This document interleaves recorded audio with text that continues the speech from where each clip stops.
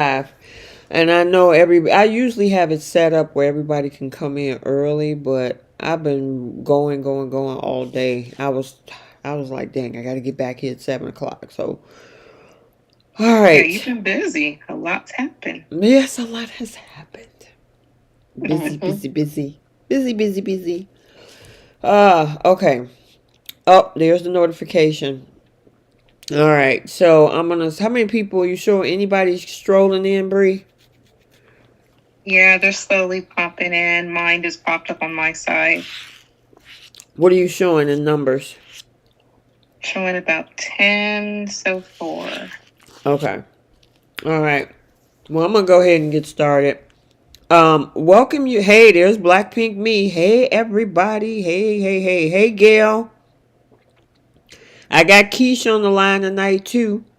Hey y'all. Mm-hmm. Yay. Melissa Spencer. Welcome in, you guys. Welcome in. Make sure y'all hit that like button on the way in too. Hey, All the Sharon. usual suspects. All the usual. You were right about that. All right. So, welcome you guys to Soap Corner Talk, where Bree, Keish, and myself will be recapping The Young and the Restless, The Bold and the Beautiful, and Beyond the Gates for the week of April 7th through April 11th.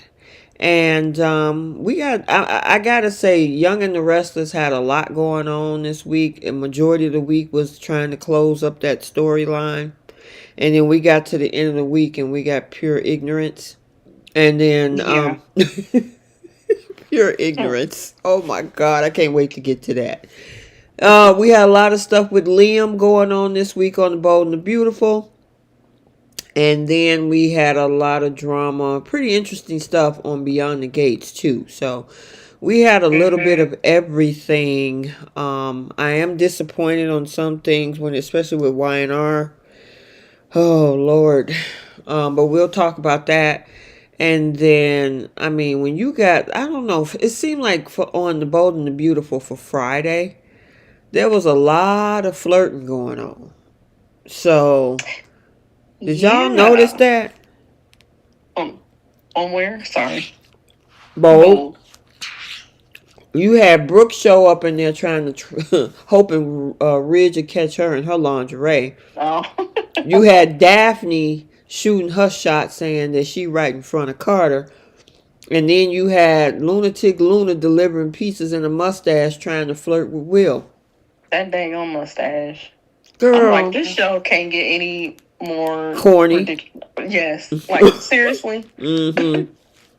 You didn't like the Party City glasses and the mustache, the Halloween costume Girl, she had on? that looked like somebody cut out some construction paper and glued some, I don't know, some type of material to it. That looks so cheesy. Don't it? It's like it looked like the Monopoly Man You know what I mustache. It actually did. thought, you guys? I actually thought when Sheila said, I got something for you, I thought she was going to give her one of her old disguises, like a wig or. Yeah, that's what she should have did. She should have gave Right. her a wig, but a Mm-hmm. mustache.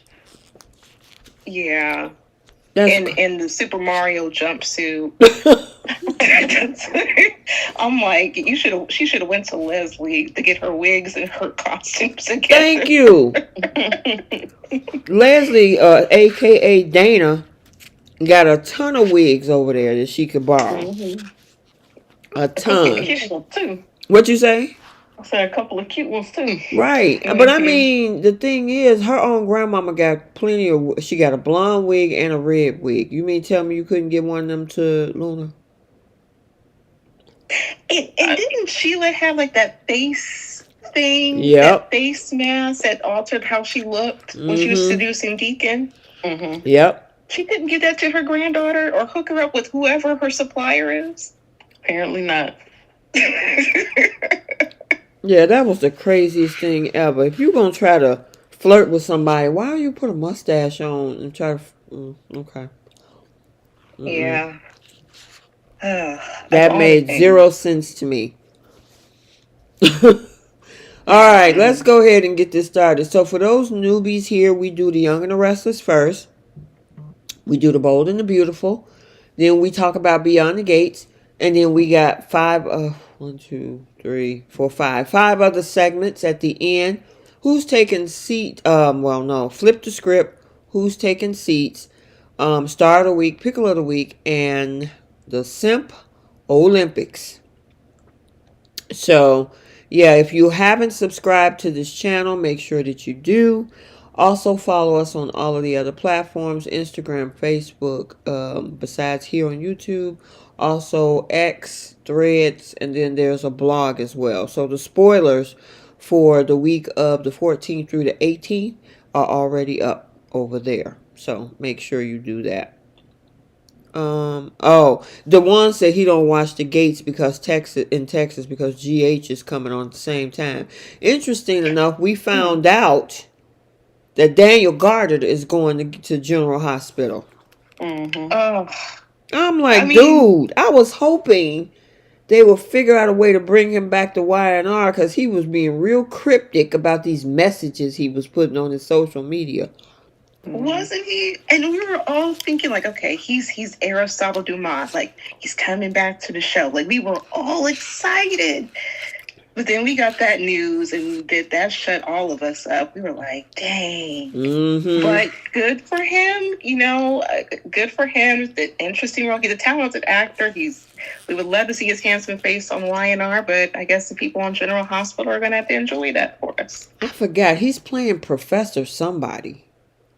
Yeah, some sort of perfect. Mm-hmm.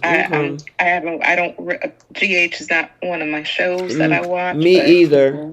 No shade to the GH fans in here, but I mean, I just couldn't get into it in my, I couldn't either. Yeah, I've tried soaps on other networks. I think I've said this before, and I just, for whatever reason, just couldn't. I don't know. I couldn't get into it, huh? Yeah, it just, go ahead.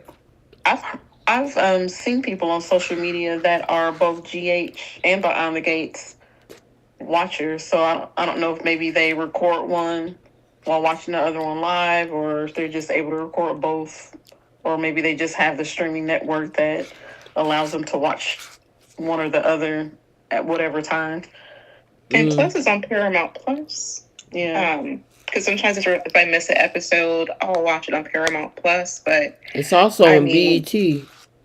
Yeah, exactly. So we can always catch up some way somehow. But yeah, General Hospital and Date, like it's just not one of my shows. I think that I tried to watch, and they were talking about aliens in something. I don't know which one it was. So I was like, no.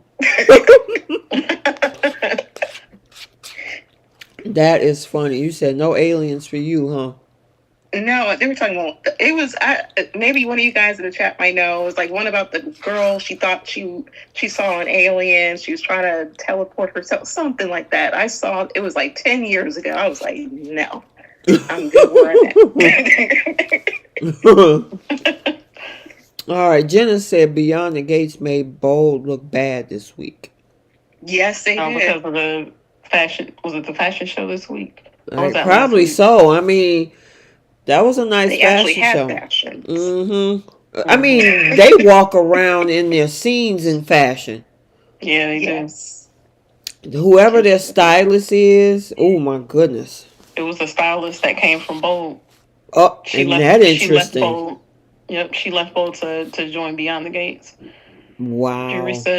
Jerisa Featherstone, I think is how you pronounce her first name, Jerisa. Mm-hmm. But she's a Emmy winner too. Daytime Emmy Award winner for her work on Bold. Well, hopefully she can get it on Beyond the Gates. Mm-hmm. Don't they start the nominations pretty soon? Mm-hmm. I'm not sure when, but I've seen that Beyond the Gates may not qualify to be nominated this year because they will not have been on long enough, or they didn't. Oh yeah. Yeah, because they started in 25, so they'll be up in 26. Yeah. And we gotta say congratulations to Bold because they got a contract out to 28. We have been waiting for that information for the longest. So, yeah. And they pulled it out the 11th hour. Mm-hmm. Because we was wondering by March what they were going to do. Remember, Bree and I has always been, we ain't have no contract. March is coming up. Where we going? And it was like the middle of March, and then my birthday had passed, and then we reached April, and we're like, okay. I'm wondering, did they come to an agreement by the end of March? They just didn't announce it to the public until, because I mean, we still like, what's today, the 13th? The 13th. Mm-hmm. So I mean, they announced that last week, didn't they? Yeah. So they might have came to agreement by the 31st, and then just announced it to us a week or so later. So, but kudos to them. Hopefully, they'll give us some good content. Other news. What's his name is coming back? The one Nick Maroney guy. Jack Wagner. Mm-hmm. Yes. Love me some Nick Maroney. He was the messiest man on the show, without a doubt, but I still loved him. I'm wondering what he's coming back for. Is it a love interest for Brooke, maybe? Probably. Hopefully. My hope, though, is that he brings Jack shows up at some point. Yes, his sons would be grown. Yep. That's what I've been wanting since they recasted Taylor with Krista. And that's how I feel like that always should have been Brooke and Taylor's like next big storyline, is the conflict about Jack. Interesting. Yeah, because you would have thought that Hope was Brooke's only child. Mm-hmm. Yep. All right. I know we've been all over the place. So let's go ahead and jump into Y&R. Most of this week was about closing up the storyline that Tracy and Phyllis and Sharon is in, with this whole thing with Martin. I don't know. I got thrown for a loop in that whole conversation Martin had with Phyllis. I'm like, is it Alan went crazy? Or did Martin go? Or was this really girl? So I guess it ended up being Martin. Am I correct? Yeah. Oh my goodness. All right. So, I mean, we had everything starting from Monday. Let's just go on and get that storyline. Because, I mean, obviously, we got other little pieces in there. Like Nate catching Audra with Victor and all this stuff. But pretty much the beginning of the week, they were trying to put the final pieces together. Chance helping them, and then tracking that Alan came back home. What did you think about the whole? Because I know we kind of talked about it briefly before the call, but give your opinion on your thoughts in regards to this entire process. Did you like the storyline? Could we have done without it? What could they have done differently? What do you think? I was disappointed, personally, because this is actually a great storyline. I was hoping this would all be revealed by May sweeps. I was hoping they would go through the wedding process, and then it's revealed as they're doing their vows, Ashley would pop in and say no, that's Martin. Something glorified, soapy, and dramatic. I was not expecting this. I'm like, they just revealed it, and oh yeah, this is Martin. Okay, well, we're gonna take him in. And then they had Phyllis and Sharon do the interrogation and reveal that it made, Martin reveal himself, and that was it. I'm like, why did we go through this?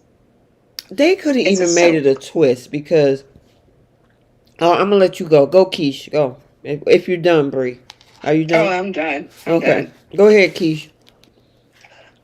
I think I would have liked the storyline if it wasn't Tracy that was getting hurt in the end.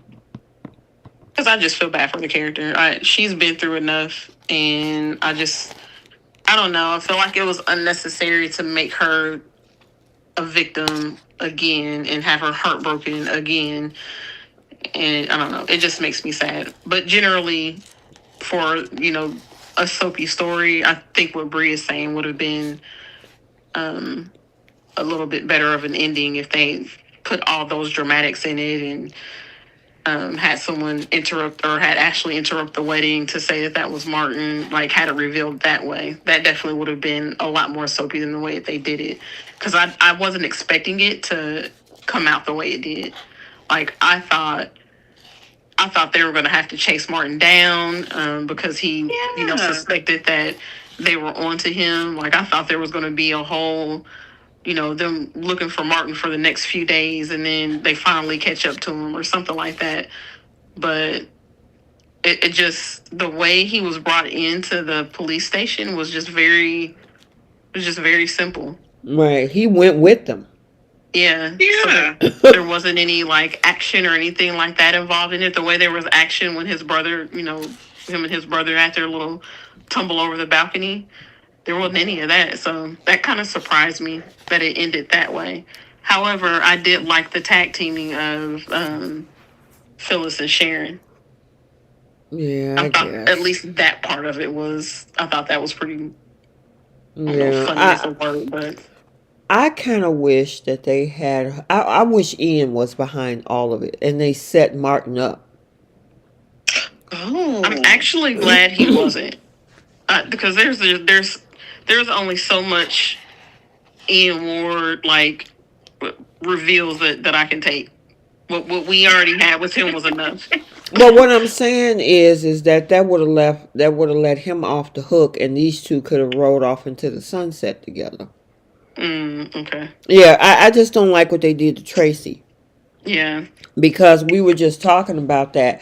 She lost her daughter. Her daughter's heart had to be given to one of the biggest narcissists in town. Mm-hmm. And then you turn around, she had nothing but a string of bad relationships. She finally gets so happy with what she thought was Alan, only for her to realize that she's dealing with the twin brother, Martin. And y'all made him out to be the perpetrator behind this whole thing, with trapping Phyllis and Sharon. The other part of this doesn't make any sense.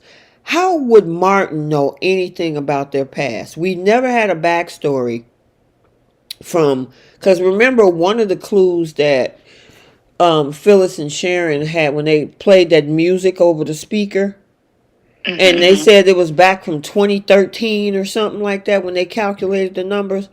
How was Martin supposed to know what song played at that night at whatever banquet they were at? It just didn't make sense to me. Yeah, I agree. And this show loves doing flashbacks, and we actually could have benefited from the flashback of Martin and Alan struggling, or we could have had a flashback where Martin's eavesdropping and getting the detailed information about what happened with Phyllis and Sharon, or something that would tie in and kind of make more sense. But I actually didn't mind it being Martin. I think majority of the soapies since last year were saying this is definitely Martin. It's just the way that it ended. I really thought, as much as they were talking about, Diane was talking about having the wedding at the house, and we're going to have this big grand entrance. It would have been awesome and dramatic if all this went down with the new reveal to Abbott Mansion, different things tying in, and people are picking up clues that Alan isn't acting right. It was just a quick rollout. How do we go from almost a year of Sharon's storyline to this little quick, short storyline regarding Tracy? And Tracy wasn't, the main story arc in this. It became Phyllis and Sharon. Girl, my thing is they threw this together because clearly it was supposed to be Alan surviving. But because a lot of the fans was like, oh yeah, that's Martin, then all of a sudden y'all made him Martin. Why didn't you show us they changed shirts? Or he got down there and, it was like, see, I won this round, Alan. It's over for you. Or something. I don't know. I mean, granted, we saw one with a collared shirt and one with a different shirt, and we automatically assumed that, okay, yeah, it was Alan. Look at the shirts. Remember we talked about that last year. Yep, you did a whole review. I did a whole thing on it. Yeah, and then you guys turn around, meaning the writers, and just throw some stuff together, because at this point I'm kind of glad that Sharon is like, I'm finna go take a break, because this girl has been in an ongoing series of crazy people coming after her for a year, back to back to back. And then a year prior, she lost her husband. Right. And just a number of different things. I'm like, my goodness. And then she did it with the Cameron Kirsten thing, and all of that. And I felt bad for Sharon. I'm kind of glad this is over for her. I think she, when she was talking with Nick, she's like, when is this going to be over? She's like, she's tired of it. I'm tired of it for her as a viewer. But I really wished they had kept Phyllis and Sharon out of it. It really should have been more of an Abbott storyline. I would have loved for Ashley had been the one to help reveal that that's Martin, especially since she was so closely tied into, you know, the stuff going on with Alan and Martin, and how that affected her in Paris. Like, what if, like, Martin was manipulating Tracy and making her, you know, like, completely gaslighting her. And to the point where she's so mixed up and confused and, like, torn between her emotions and trying to see what was going on with the man that she's getting involved with. And then it's a huge reveal at the wedding. And it would make more sense for her departure. Yeah, as I'm looking at some of the soapies in the chat, you know, it was terrible writing. We never got the answer to the question how Martin even knew Phyllis. How did Martin know her? And she kept asking. She said, maybe he didn't know her. What'd you say? Maybe he didn't know her. Maybe he didn't know her and he just did some online stalking and I don't know. Found out what it is. Yeah, I was. I mean, I was like, it got to be a twist to this. It got to be, because remember we heard Sharon kept saying over the last few days before everything came out, well, maybe Alan was set up. Maybe he was set up to make it look like. And I'm like, okay, this is where they're going to insert Ian, because they gave us that whole thing with Ian waking up somewhere. So I don't know. I'm just glad it's over. I just think it's a crappy storyline, the way that he wrote this, how they screwed over the Tracy character again. Yeah. It just sucked. Go ahead, Bree. I was going to ask, I mean, because the thing that ties in with Phyllis and Sharon mainly was that charity thing where Sharon pushed Phyllis down the stairs. Was Ian at that charity event, or was he in jail? Because how would Ian know? Girl, that's the thing. The writers are just throwing stuff together to assume that Martin knew every intricate detail of these two women's lives. And he was a new character that came on the scene, in this last half of the storyline of the DID with Ashley. We didn't know nothing about Martin. Alan was the one running around helping to be, you know, her friend and diagnosing her, and then all of a sudden they threw Tucker into a big argument with Ashley, which triggered this whole thing with Martin. So how would Martin know anything about the women in Genoa City? He was living in Paris all that time. Right, and he was mainly friends with Ashley, unless Ashley was gossiping like crazy. But I mean, I don't know. It's just weird. A lot of missing parts. Yeah. Yeah, they need to give us a backstory, but I don't think we're going to get it. Because they're closing up the storyline too fast. Well, not faster. I mean, I ain't going to say they need to close up too fast, but how he got to this point, we didn't get that. Oh, you don't think it's over, Black Pygmy? Yeah, I saw her comment. I think what if he had, like, somebody who was feeding him that information? Okay, but who? And he was just more so he working with Diane or somebody that didn't like, somebody had to have fed him that information, because I don't know if people saw Monday's episode, but just the way that Phyllis was on alert, like she had like that weird chill, like there's like it's not over. There's a good chance it might not be, but at the same time, what is the direction of the show going as far as this storyline? Right. I mean, what more can they do? I hope it's over, because then we need to get, because I'm done. Sharon should be tied. The girl should be tied. I mean, she had to deal with Cameron Kirsten. She had to deal with Ian and Jordan. I mean, and then turn around Martin too. It's like she's a magnet for psychopaths. Mm-hmm. She really is. But Sharon hadn't had anything, like any big stories happen In a while. like prior to that. And Mhm. it had been a while, because I remember people saying, like, where's Sharon at? Like, Right. what's going on with her? And they would just have her pop in every once in a while to be a talk to for somebody else, but she never really had a story of her own. So Well, I guess they were making up for lost time. I mean, That's but she true. was married. She got married to Ray, Mhm. and then he was helping her get through. She had a whole cancer storyline. Mhm. But after that Yeah. was the issue. Was like, really, since Ray had passed away, and the cancer storyline, she hadn't had anything significant. She hadn't really had a big storyline, or she wasn't even on camera that often. It just felt like she had disappeared for a while, and maybe that was because the actress wanted a break, or I don't know. But understandably so. Yeah, I can remember people saying, like, "Where the heck is Sharon at? Like, we haven't seen her around anywhere. They haven't given her anything. What are they doing with her?" Mhm. And then when they did give her a storyline, it was an ongoing onslaught of psychopaths. Yeah, they loaded her up. Yeah. Well, they gave her a little something in between. They gave her a chance in between that. Even that was like every once in a while. That wasn't even consistent. Yeah. Well, that's the story of Chance's life.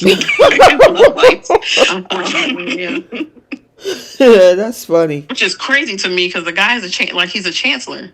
Mm-hmm. He's part of one of the main families of the show. Really, the only chancellor left. I mean, other than Devon, but Devon feels more like a Winters than a chancellor. Right. Oh yeah, without question. Well, more so a Newman than anything. Yeah, he's a Newman more than a Winters. Yes, but Chance is just tall, gorgeous, handsome, and it's a shame what they do to him. Yeah. Yeah, we got to talk about that situation too that happened this week with him and Summer. Mm-hmm. Oh Lord. Yeah, I mean, it's not a lot to break down with this whole thing. Like you said, the whole interrogation between Sharon and Phyllis of Martin. They set him off until, Phyllis poke until he exploded. Oh yeah. Well, she's great at that. Mm-hmm. Yep. She is, and she definitely got him to confess. And then it was over. They come over to the hotel to run into Tracy and Jack and all of them, and like, you know what, it's over. He confessed everything. He won't be bothering us again. And that was it. Like, that's it? Yeah. Like, this was the big reveal. Oh, okay. Nothing more? Oh, okay. And I think Christopher Cousins is an excellent actor. Yes. So, here we go with another person that you could have utilized for Tracy. Yeah. My guess is that they never intended on keeping him around permanently. Yeah. It didn't matter how good of an actor he was. Great actor, good looking. He could have been utilized for a couple of the women on the show. Right. Like, I hate when they throw away a good looking man on the show. It's like a whole saturation of these single women throwing themselves back at their exes. And, I just saw, and then like sharing a guy. And here's this man who's just vacant, available. Well, he was with Tracy, but still, he's handsome and available. Like, they just get rid of these guys. And where's Shaggy at? Yeah, we haven't seen him in a while. He's often doing presentations or whatever. We really hadn't seen a lot of Victoria. She just not started popping back in. Yeah, unfortunately. Oh, girl. She's so unfortunate. Look, after Monday's episode, that's just how girl, I feel. Yeah, I saw Monday's episode too, girl. The Ice Queen is back. Yes. All right. Are y'all done talking about this storyline with with Tracy and Phyllis and Sharon and Martin? Yeah. All right. So Little Miss Knucklehead, meaning AKA Audra Charles. I'm like, you and Lily, what is wrong with y'all? And They Victor, should be best friends. Y'all want to sleep with the man or something? I mean, why do y'all want to get up under this man's? I don't get it. We just had a conversation about Lily, going through this mess with Nikki and with Victor, and she gets screwed over, only to go over there and get some fake information about Aristotle and Damien, and then you get this girl right here, Audra Charles, who clearly claimed originally. Remember, I said that the week before, and I think you had saw Bree the episode, and you was like, "Well, I think it's gonna be different than you expected, right?" Yeah. Well, she's still an idiot. Oh, that part wasn't going to change. It was just her methods and proving how stupid she is. I know. And I was like, why are you even entertaining the conversation with this man?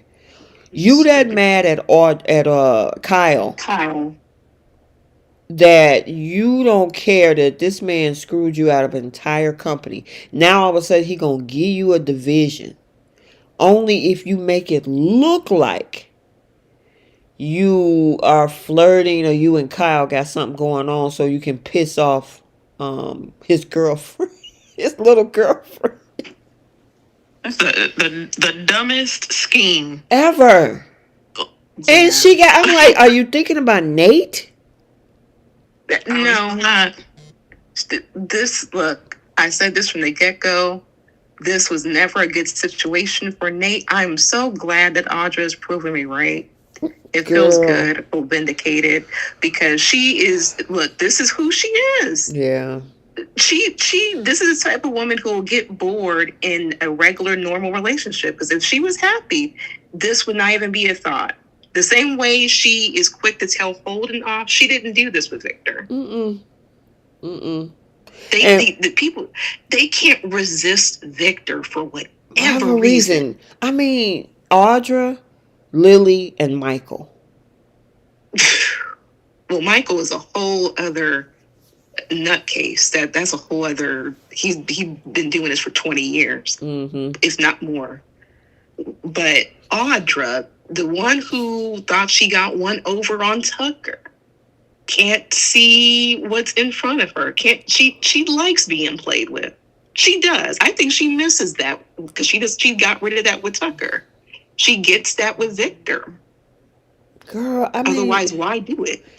Sally, and I got to give it to Sally, and I think that was the best piece of dialogue all in a while from Sally, because she was trying to tell her, look, I don't think you want to do this. You already hiding secrets about Holden from Nate, and now you're gonna sneak. Oh, he don't have to know. Okay, yeah. Let's see how that work out. What was you about to say, Keish? Just that her excuse was that basically she's desperate because she hasn't been able to find a job or a new opportunity ever since the last time that she was fooling around with Victor's schemes. And it's like, I don't believe that someone who apparently has the executive type experience that she has can't find a single opportunity. And this is you feel like this is the only way that you can, get your professional life back together is by entertaining another scheme by Victor. Girl. With what promise? Because did you sign anything that said, if you do this for me, then I'm going to give you this? She's literally going off of this man's word who has screwed her over before. And she's witnessed screw over how many other people since her. Girl, I mean, but including the man that she's with. Well, here's the other thing. Nate offered her a job at Winter. She turned it down. Sally just offered her an opportunity to find something at Marchetti. You turned that down. So you don't have an option for a job. It's not one you want, but you think Victor's going to give you what you want. Because she wants to be the boss. She wants to be in charge of something. I guess that's how she's looking at it. And it's just like, this, is it really worth it? Is is fooling with Victor and getting involved in this whole thing, which she shouldn't even care about, really worth you being put in charge for however many days Victor is going to let you be in charge of his company before he finds a reason to get rid of you anyway. Like, just stupid. Yeah. See, that's why I keep saying having a degree doesn't make you smart.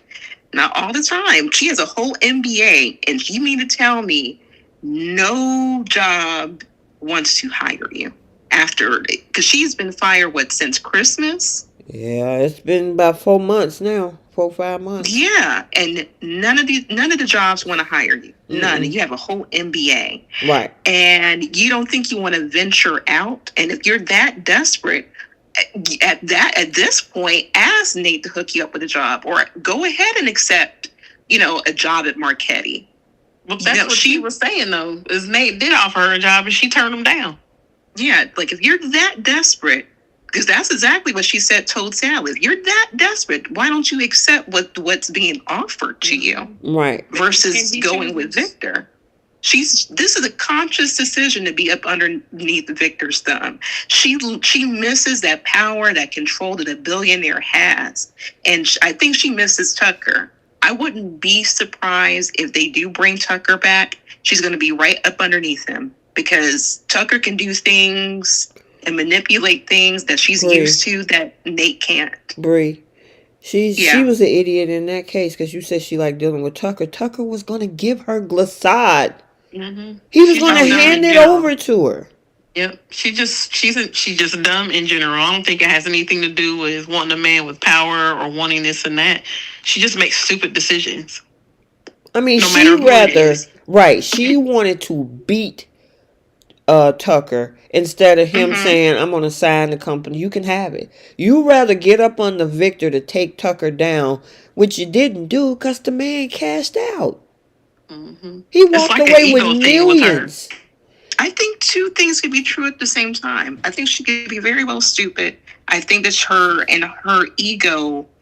I think this is a dynamic she was always used to with Tucker, and then ultimately she just lost.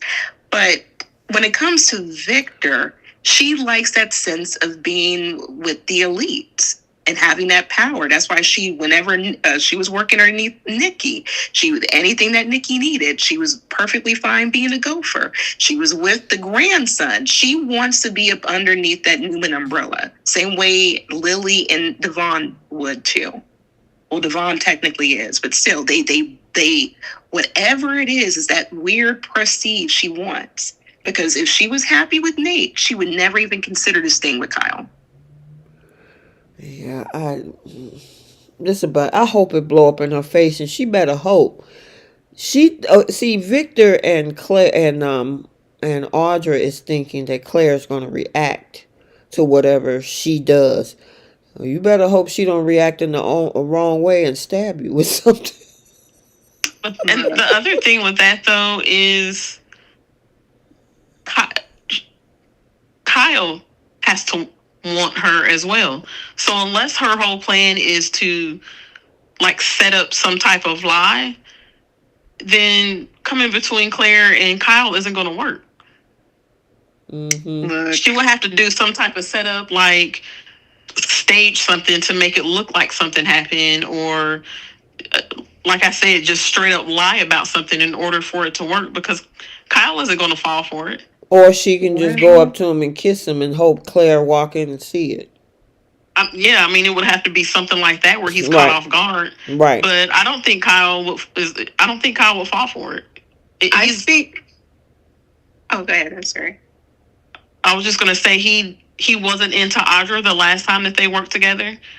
When Summer was acting like an idiot, and he's not gonna be into her now because he's all about Claire. And I think Victor just assumes that Kyle is such a dog that he's, gonna fall for it. Gonna fall for whatever Audra tries to put on him, but it's not gonna work.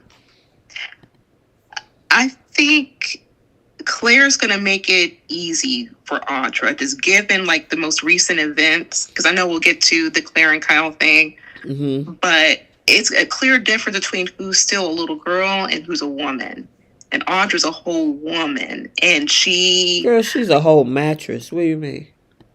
Well, yeah, a dense mattress. Yes, thank you, Jasmine, for Yeah, she is a Tempur-Pedic, without a used Tempur-Pedic at that, and I don't know how many men have laid down with that Tempur-Pedic mattress, but she, in comparison to Claire, is a whole woman, and she has that femme fatale thing that we keep speaking about. So I think she can get the job done because Kyle is weak-minded in a lot of ways. And when he doesn't get his way, he reacts. And he acts in the most childish of ways. So I don't think it's too far-fetched that she would get away with this. I think it actually might end up happening. And it's going to be a nice little alley hoop for Summer, too, to pick up the pieces. And this would be the next dumbest writing story I've ever seen. Why do we need to go back to that? Yeah, I bet money it doesn't work. And I'm not talking about the way you described it, Bree. I'm not talking about you. But if they go that route, you know what I mean? It just does not... Why do we need Kyle and Summer together again? Why are we doing that? Y'all forced Adam and Chelsea back up on us. Billy and Sally is a complete snooze fest. You know what I mean? Mm-hmm. I think Audra is being way too confident, and this is just way too obvious for this scheme to work. I don't think it's going to work at all. I think it's going to end up backfiring on her.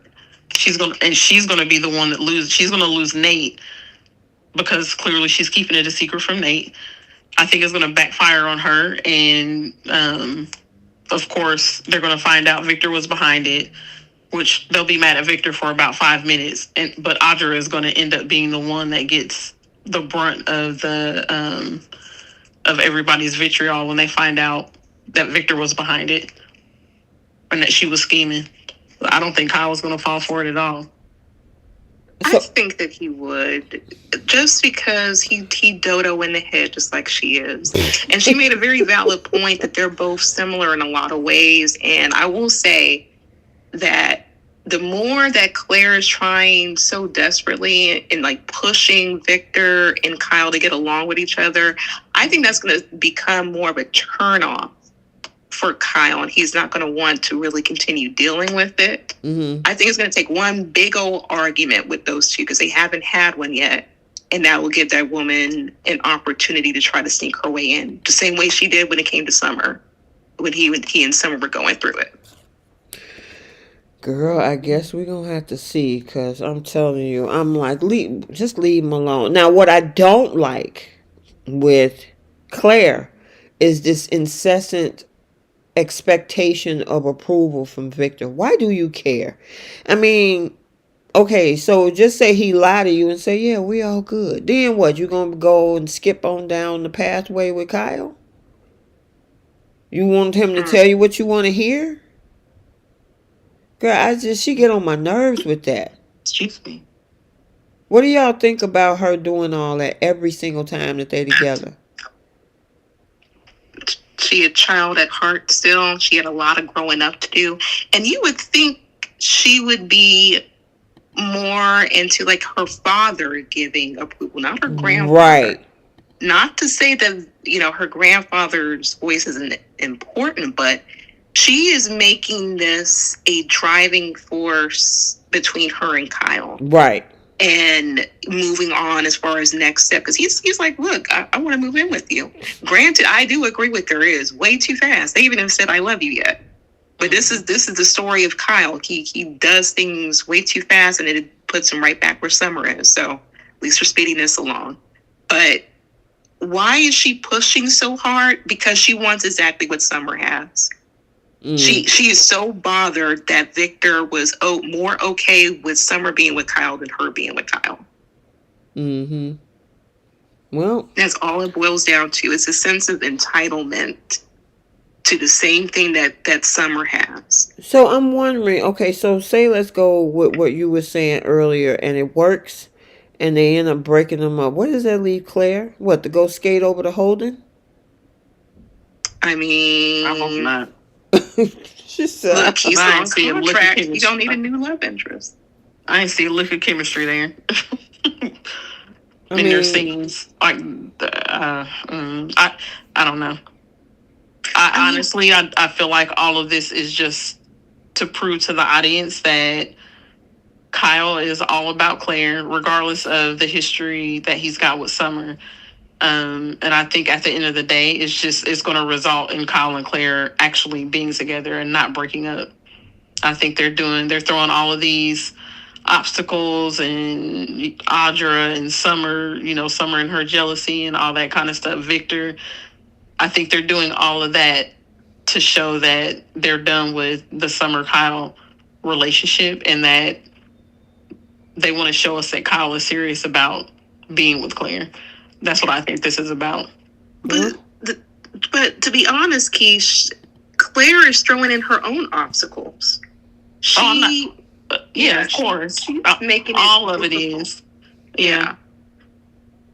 Because she's making it difficult on herself, but it also kind of shows how inexperienced she is. Mm-hmm. And that's something else that people were kind of highlighting, that maybe she's not ready for this next step. And he's at a point where he wants to move on and move forward because he's already had, experience being with multiple different wives. Let me say that. And he's a father. He has a lot going on and he wants to be settled, whereas she's new to all of this. And I don't think that it's really fair to the Claire character. I would like to see her have like just different romantic experiences, like just dating or just like something else. Personally, I would rather her being a villain and staying a villain, but we have this. But I don't know, if she continues to throw Victor in his face and say like, I want approval, she's going to destroy her own relationship. Because I don't think Kyle's going to keep going for that. Right. And then she keep bringing it up every single second at the table. I just need the approval of my grandfather. And you need to respect him. Don't antagonize him. It's like Victor has been poking at him and his family for decades. What are you talking about? And he's become like a smitten little puppy with Claire. And even the dialogue that they've given Kyle where, he said that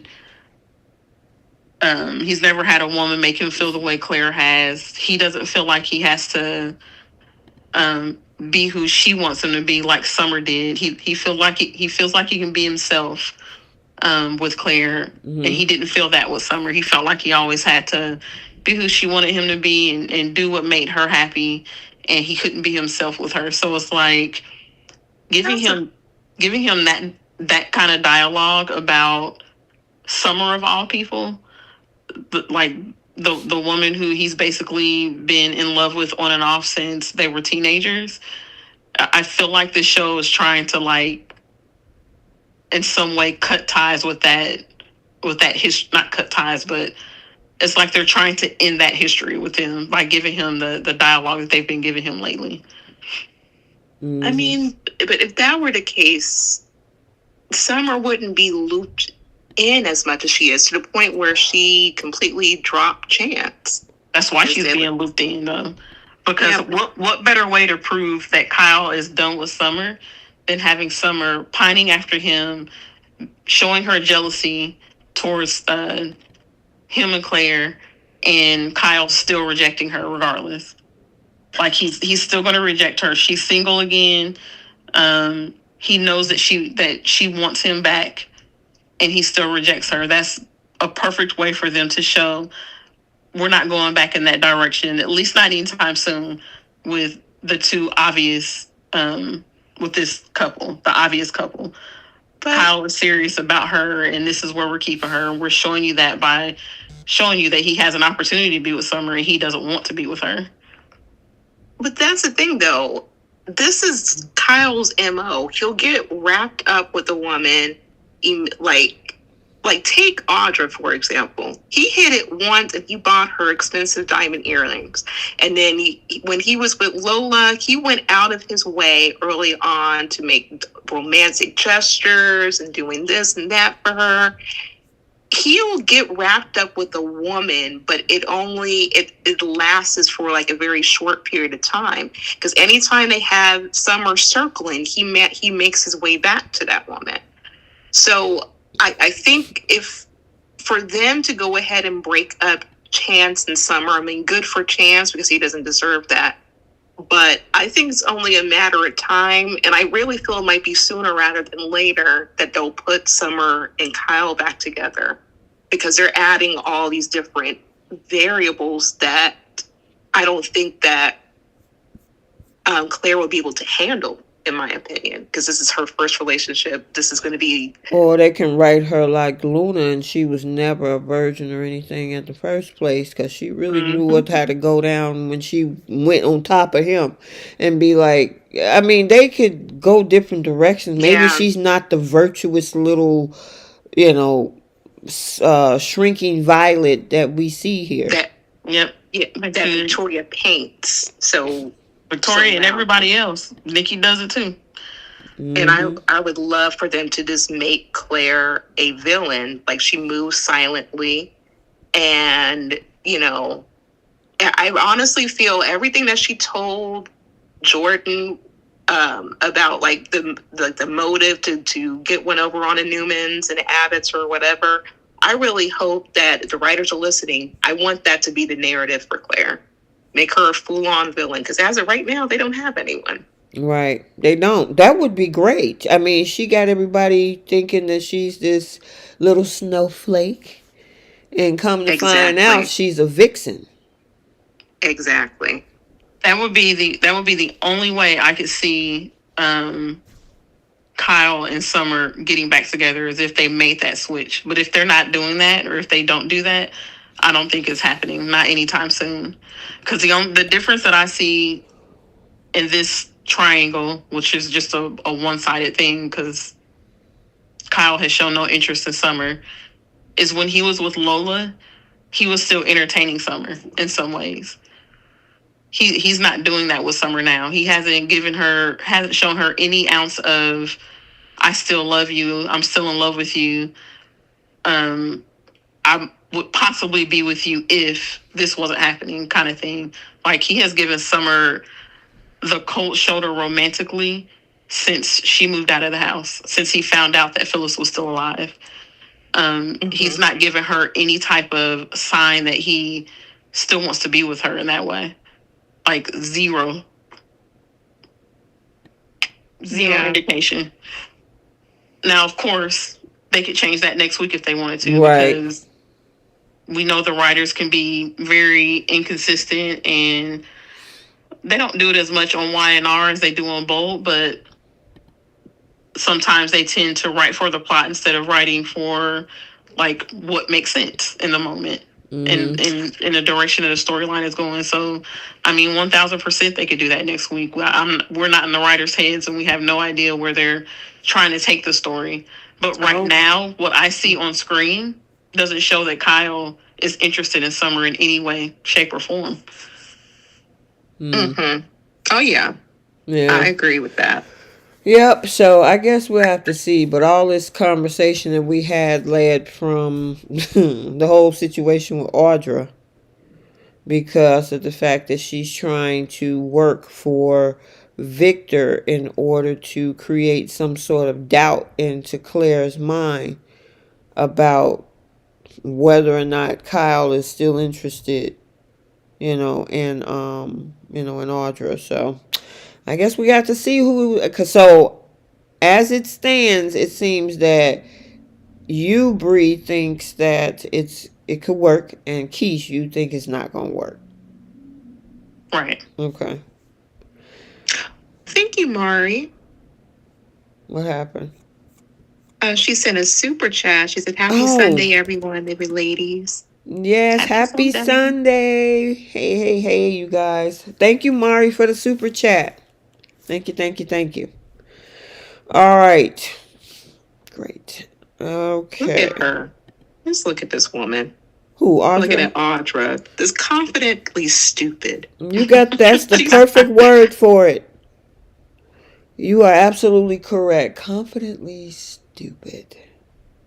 Like, and you ask Sally for advice that you're not even going to take. Mm-hmm.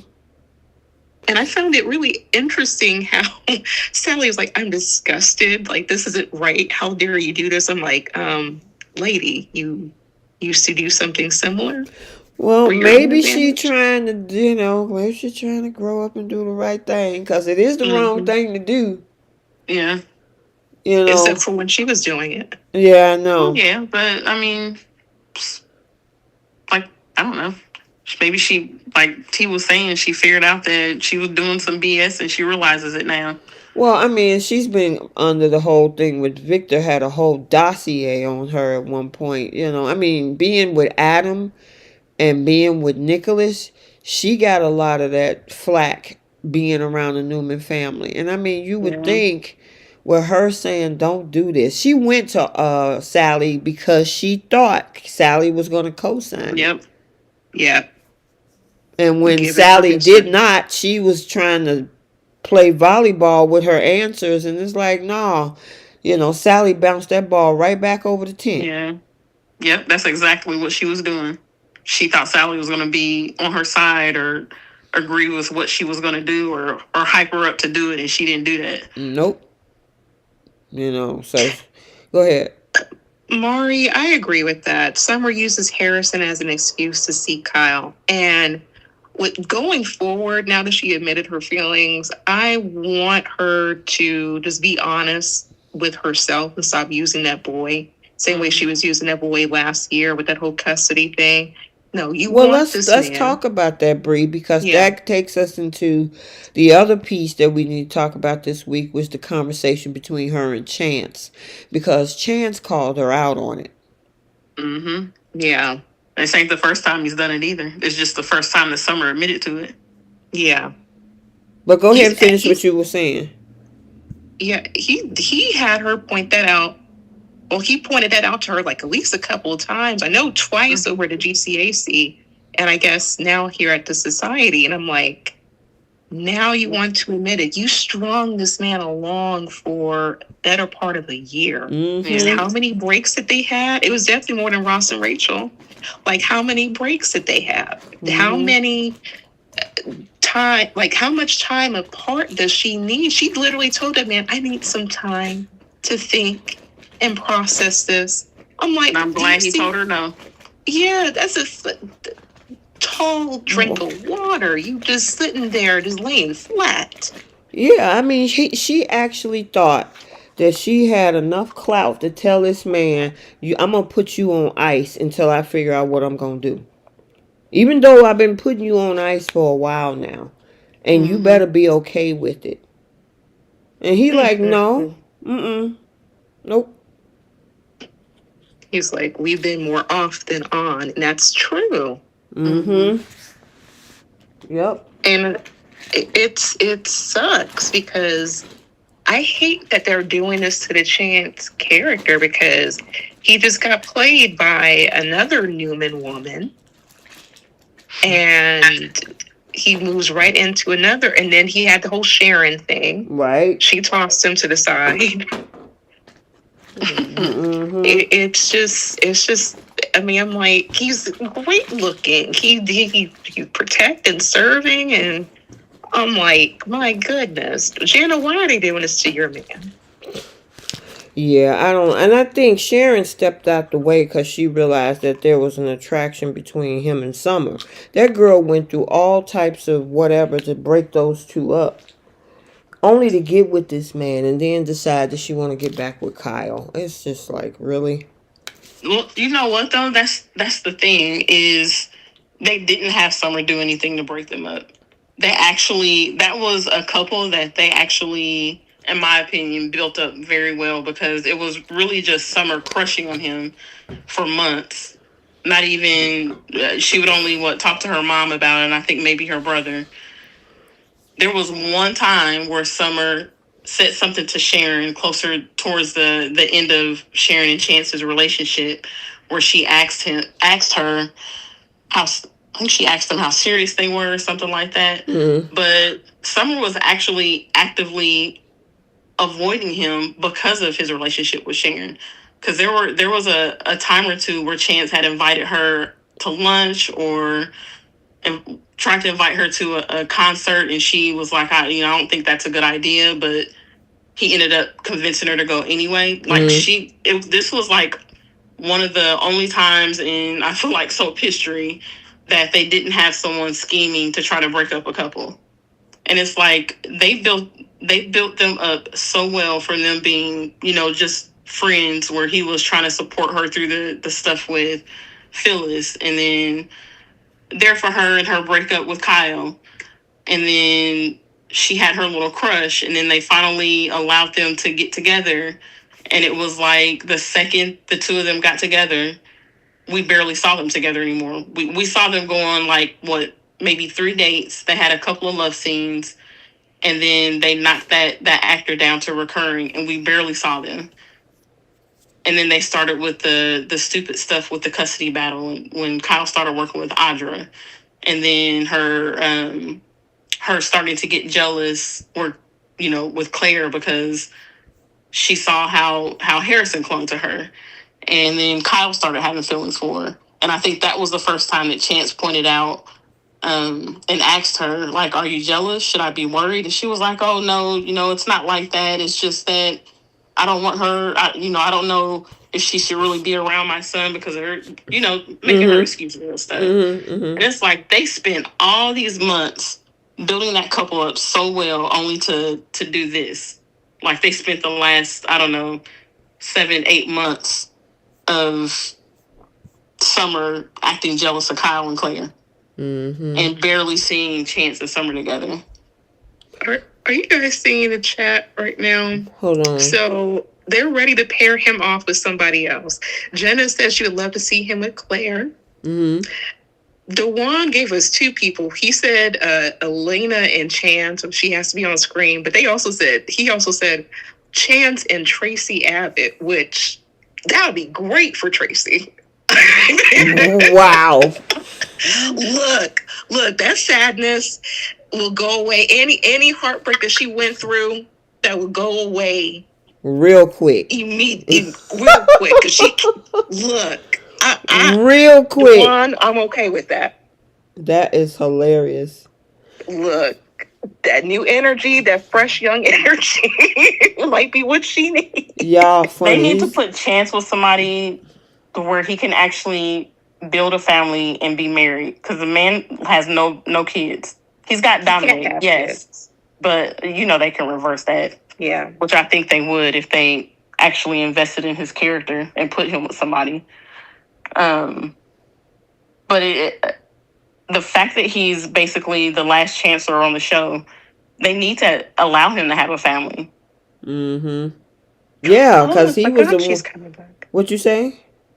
No, I was seeing that they were talking about Amanda coming back. Amanda and Chance. I did see something about she's not coming back permanently, though. Right. She's just coming back for some type of situation. Isn't it got something to do with the Ma thing? With the probably. With the what thing? Duma. Yeah. Yeah, I think that's what it is. I just remember reading that she's only back temporarily, which I hate. I hate when they do that because I like that actress so much. Yeah, I know. They should figure out. Man, what would y'all think of Amanda and Damien?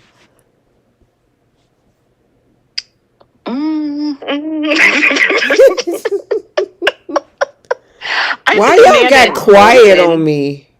Amanda and Holden would fit better. Okay. But as far as Damien would go, I feel he would fit with one of the characters from Beyond the Gates a little bit better. But you think he would be better suited over there than on Y&R? I mean, I don't mind the character. We had high hopes with him and Lily, but she ruined that.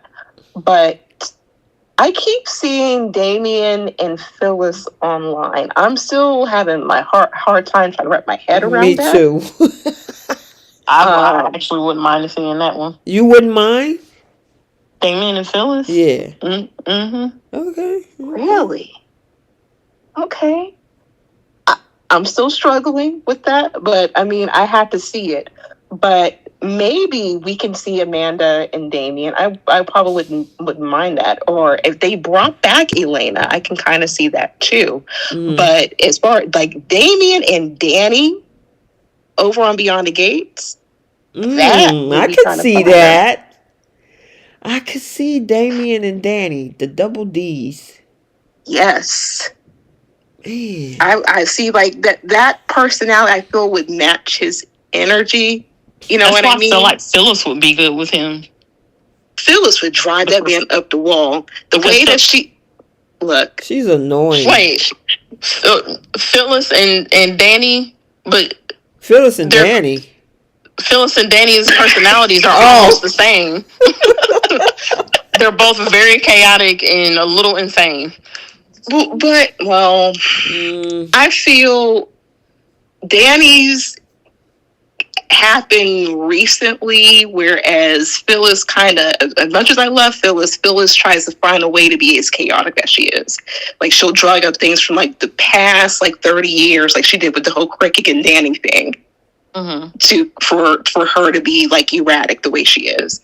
I think he would have a whole lot of issues trying to tame her. I think he could tame a Danny same way Andre's taming a Danny over there on Beyond the Gates. I don't know. That's just where it's hard for me to figure out who Damien would get with, but I have seen a lot online about Phyllis and Damien. Which it could work. I mean, I just having a hard time wrapping my head around it. Same way the Billy and Sally thing. And I keep seeing here in the chat that you guys want Sally and Chance to get together. Oh, no. Who do we put more Chance with? Jenna, come get your man. Make this easier for me. You know funny. What we were robbed of, in my opinion, was back when Amanda was still on the show, was Amanda and Billy. Oh, I know. That is really a good point. Oh, we and because her and Jason Thompson have really good chemistry. I wouldn't have minded that at all. But I think the actress is like trying to do more prime time work, which is understandable. So we won't see her as much. Yeah, she's not coming back permanently for sure. Yeah, she'll just jump in here and there when they ask her to. But they had incredible chemistry. I honestly wouldn't mind those two having a thing together. But I don't know. I guess Damien and Chance won't have any love interest. That sucks, because that man is extremely attractive. I think they're going to end up putting him and Lily together for sure. You think so? Yeah, I'm turned off by it now just because of the way Lily has been acting towards him. Me and Jasmine on the same page. Lily Poo deserves to be alone. Y'all call her Lily Poo. Look, she deserves to be alone. Yeah, they really messed that up for me. I can't believe that they had. And she's still going to be ragging on him this week. Yeah, talking about if you want to get me to trust you. Like, at what point does this man say, you know what, I don't need you to trust me for anything. Right. You guys asked me to come here. Right. Yeah. I don't know. Like, I am not bending over backwards for y'all. Victor done put a battery in her back, and she's just been hell on wheels. Yeah. Just like ruined it for us. But I mean, we shall see. That might be his only love interest on the show. I hope not. But when the scenes I see with Danny, and when I watch Weinar and I see Damien, I'm like, they would have been really cute together. Like that would have fit. That definitely would have given Bill a run for his money, but you know, is what it is. All right. I think that was it for this week. I gotta say, Diane did. Oh, wait a minute. That's on Monday's episode, so never mind.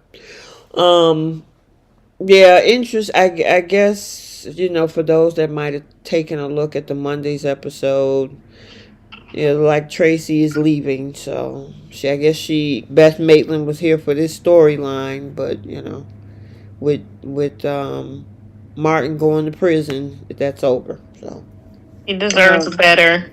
I know, right? All right. Justice for Tracy. How many people we got in the chat, Bree?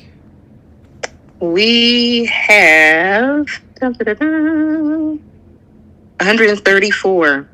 And 51 likes. You guys, hit the on, like y'all. button. Get the likes up. I mean, we've been sitting here chatting it up about Y&R for about an hour and 10 minutes. So, yeah, get the likes up. 51 likes and it's 130 of you guys in here. Yeah, make sure you hit that like button. All right. Thank you, guys. Yes, we appreciate it. We appreciate it. Okay, we're going to move into bold. And, got some interesting stuff for Bold and the Beautiful for the week of the 7th through 11th. We had the situation where Liam awakens after surgery. Ridge shuts down Brooke's request about Hope. Yeah, so let's start there because that was Monday. So, you know, okay, so here's my question to you guys. I know Liam, and I guess this could sum up most of this whole conversation with the storyline, but Liam wakes up, appreciate the fact that Steffy saved his life. However, he don't want nobody to know. So I don't want you to tell Bill. I don't want you to tell nobody. Mm-hmm. Do you guys think that Hope has the right to know what's going on with her daughter's father? Yes. Mm-hmm. Yep, I agree. Yeah, and I don't understand why he doesn't want anybody. I'm so sick of the soaps in these don't tell anybody I'm dying or I'm hurt scenarios. What's the reason? Like, why? And I'm like, these little girls are going to want to know what's going on with their daddy. Yeah. And your daughter wants to go to the daddy-daughter dance. That's all she's been talking about this whole week. And I'm like, what are you going to do when you show up in pieces to this girl? It's like, oh, I just had a cold or something. Just say what happened. It's really not that big of a deal. Right. And that's the thing is it's like you would think that he got in some type of accident where, you know, he's got, I don't know, cuts and bruises and stuff all over his face, like super obvious that something happened. And it's like, what are you afraid of them seeing? I don't understand. Right. I don't get it. But like you said, Keish, why they keep doing this? I mean, we went through this a couple years ago with the situation with Eric, where he didn't want nobody to know. And Taylor. Yep. You know, now to me, I think it's extremely unfair of Steffy. Now, see, I've been ragging on Hope for a while. Now it's my turn to rag on Steffy on this one. You need to tell his other daughter's mother what's going on. Yeah, because that little girl could have lost her dad. Mm-hmm. She had every right to know, and plus, he feels fine now, but he could regress. Things could change. That's a major injury that he had to have emergency surgery for. Mm-hmm. So anything could happen, and you're just going to just stay quiet? You knew this whole time but didn't say anything? That's on Liam. And I agree with that. That's on Liam. And to that, I'm like, why do you want to keep this from your kids? They're going to eventually know. I mean, you're at a public hospital. You're a public figure. Why wouldn't this be in the news? Same everything else is publicized. Like, on top of that, everyone comes through in and out of that hospital. Okay, so go ahead.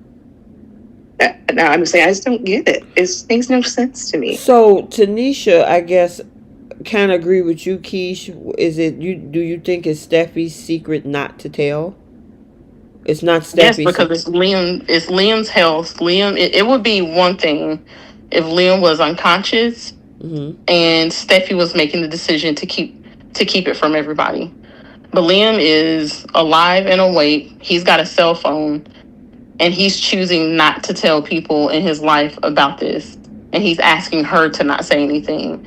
And this is a health situation for him. This is his business to tell.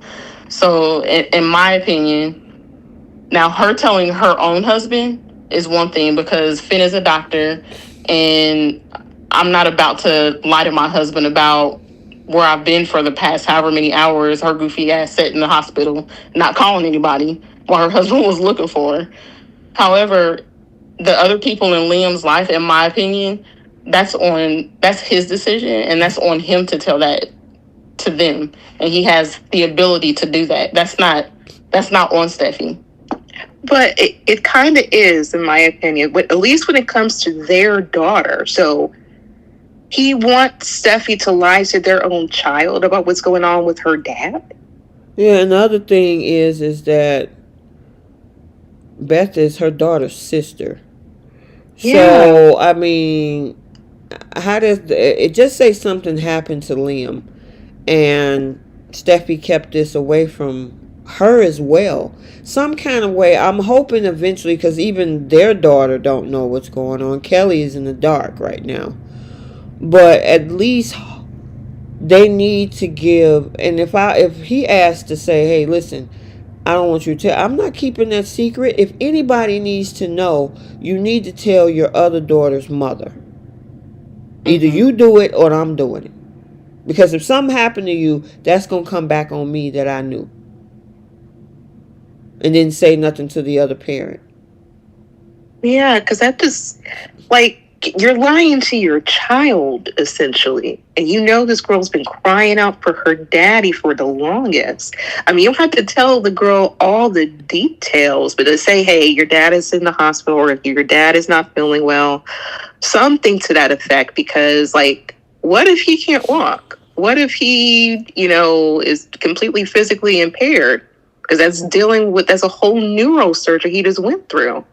Like, you have to kind of get your child prepared for some of these things. You have to go to all the details because they're still a kid, but I'm not gonna lie to my kid. Yeah, I agree with you. I've been kind of close to a situation with my own two like this, and you gotta have some transparency, because if it comes out that you did not, that it comes back. I think as far as her telling Kelly, I agree that she should eventually tell Kelly that her father isn't feeling well. However, it's still the same day. They still don't know exactly what's wrong with him. They just know that he hit his head a couple of times, but they don't know like what the other issues were, because Liam passed out. So there is something that caused him to pass out, and that's what they're still trying to figure out. So I could see if it had been a week or 2 weeks and Liam's been laid up in the hospital, or at home laid up in bed on house arrest, and bed rest, and she has to say house arrest. I'm thinking of Luna, house arrest. But it's only been hours. It's literally the same day where her and Finn went home to Kelly, and Kelly is asking about the father-daughter, or if Liam was with them or whatever it was, and then it went off. So I think she still has some time, and I wouldn't blame her if she waited a day or two until Liam found out more information to say something to Kelly. Now, if it comes to the point where he can't go to this father-daughter dance, which it looks like from the preview he's going to try to do that anyway, then definitely say, you know what, sorry, Kelly, your dad isn't feeling well. He's not going to be able to go. Of course, she should tell him that there's, something going on with him as far as his health is concerned. Not detailed, but that that he's not feeling well.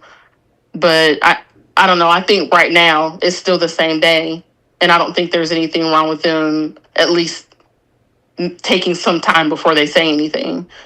But as far as Hope is concerned, to me, that is still Liam's job to tell Hope what's going on. That's not Steffi's job. I mean, I feel indifferent, and I see like some comments that it's not Steffi who should tell Hope. But I'm like, if the shoe was on the other foot and Hope was in a hospital with Liam, Steffi would have a connection. Steffi would have wanted to know. Steffi would be livid if she didn't know. Mm-hmm. And she'll gladly reiterate, look, I have a child with him too. So I think that, I don't know, I feel that there should be an open communication, especially since they both share a child with that man. So if something were to happen, or if he were to regress, they can be prepared for it for their kids, at least. I mean, but again, like, at least, why is Liam not being held to the higher standard of, it is your responsibility to tell the mother of your child? Why is Steffi the one that she's dead wrong for not saying anything, but nobody is ragging on Liam about it? I mean, I'm not saying she's not dead wrong. I'm just saying that she's not the one laying up in the hospital bed. She's the one who's cautious and clear enough to call her husband late in the 11th hour. Like, but Liam has a phone. He can call. They don't even, the way that they got this written, they don't want him doing too much of anything. Right. And it makes me wonder if something else is going on with the actor. Yeah, because remember the promo got it looking like both Grace and Bridget trying to tell Finn that there's something else wrong with this man. Yeah, there's definitely something else wrong with him.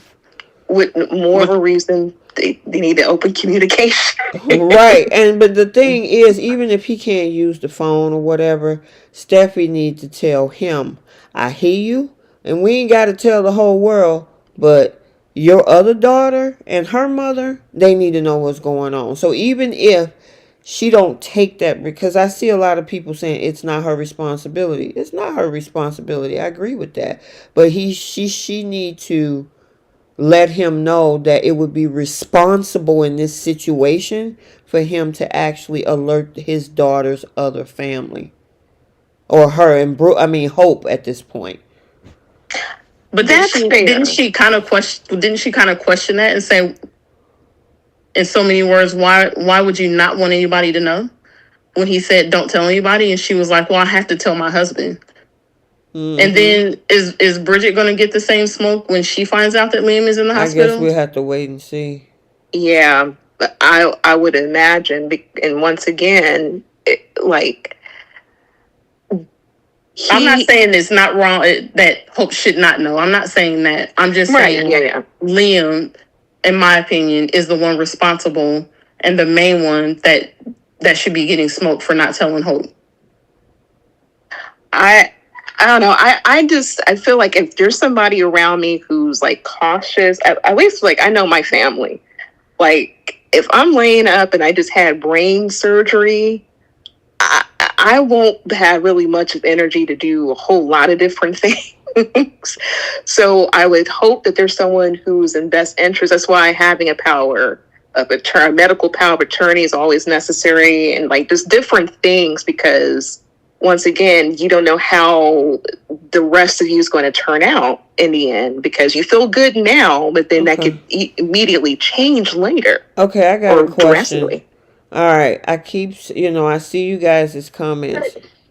And you're saying it's not her responsibility, and obviously they don't want him doing anything. Who's going to be able to tell Hope that her daughter's father just had a brain bleed and had brain surgery?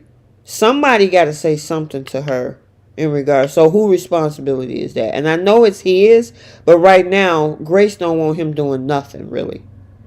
Right. If Liam can sit there and talk and have conversations with Steffi and Finn, then he can pick up his cell phone and call Hope and tell Hope either to come to the hospital or to just tell her over the phone everything that happened. You know what? I honestly think they're going to turn this into a whole nother battle between these two women, because it's going to be a problem. I actually think that if they do keep this a secret, he's definitely not going to be living over there with Bill. That I do know. So he has to live somewhere. I think he's going to live over there at the Cliff House with them. I think that's what it's going to be leading to. Somebody said they saw some behind-the-scenes photo where Don Diamond was feeding or something, Liam at the hospital or something. I don't know. Maybe, did you guys see anything like that? So obviously Bill probably is going to find out somehow I mean, Gail Lewis in the comments said Bill has the right to know. He will be. Thank you. There we go. Yeah, Now that I agree with. The only behind the scenes picture I've seen so far is one of Bill, Liam, and Katie, and they're at Il Giardino. Mm-hmm. I think we talked about this in the chat, but it looks like Heather Tom is like going over the script or something with Liam or with Scott Clifton. Mm-hmm. So it looks like it's maybe a behind the scenes picture, and not like an actual picture of a scene. But Bill and Liam are at Il Giardino together. Okay. So. Yeah. All right. So obviously he must know something if they sitting together somehow. There's also some spoiler I heard that Liam is going to try against the doctor's wishes to go to that daddy-daughter dance too. See, Lord. What did I see? And you'll just pass out at the daddy-daughter dance. See, someone has to. I think he's going to pass out on the way there, trying to get there or something like that. And I get it as a parent. I get it. But you also have to be cautious of like these different I'm like, how are you going to just move past having a brain injury as if everything is normal? You're not, like, he's not Superman. Like, this is why someone has to act in the best interest for him until he's 100%, because he will gladly put his cape on and do it for any one of these women. Yeah, it's on the Friday, April 18th episode. That clip, Liam becomes determined to take Kelly to her dance, even though both Bridget and Grace are begging him not to. So I'm wondering if he's going to fall out on that cliffhanger episode. Probably. This is just foolish on Liam's purpose. Because then his daughter, imagine your daughter see that happen. Yeah, and he fall down, hits his head again. Lord. It was, you know what, I gotta say, it was interesting of the writing, because when they first brought him into the hospital, Grace Buckingham said, do you realize how many head injuries this man had? Did you pick that up, Keisha? Yes. Laughing? Yeah. I was dying. Yeah, I was dying laughing. And so there is a clip, and I think I posted it a year ago. It was a musical clip with Benny Hill music in the background, where Liam had just either got punched out or hit his head several times over the years. So I'm wondering if they utilize that as a way to say, this man been beat up in the head so many times, you know what, he finally can't take it no more. Yeah. And it started with Stephanie when she slapped him out across the head several times. That was my favorite scene that she did. Oh my gosh. That was so good. And then it went down from there. But I'm like, he's had several injuries, and these 2 injuries he had back to back. And I'm like, he's not in the right, I don't feel he's in the right mindset to make those decisions. He barely remember what happened. Exactly. And I don't know. I know how my family would be. This would definitely not be happening. See, I thought he did remember everything that happened. Well, it took him some time. That's the thing. It wasn't like, oh yeah, when they asked, because they asked him several times, you know, do you know what happened to you? Did you fall? And he couldn't remember. And then finally, after we got a flashback of the argument, and I think that was like Wednesday or something. Am I tripping, or did it seem to me that he didn't clear it up when Steffi asked him if Bill did that to him? Yeah. Oh yeah, Jenna said we're still not getting to the bottom of what happened to Liam, what made him pass out in the first place. Yeah, well, I think that's what next week is all about. Because in the preview, I don't know if it was Grace or Bridget, but somebody says to Finn something about it being inoperable. Ooh.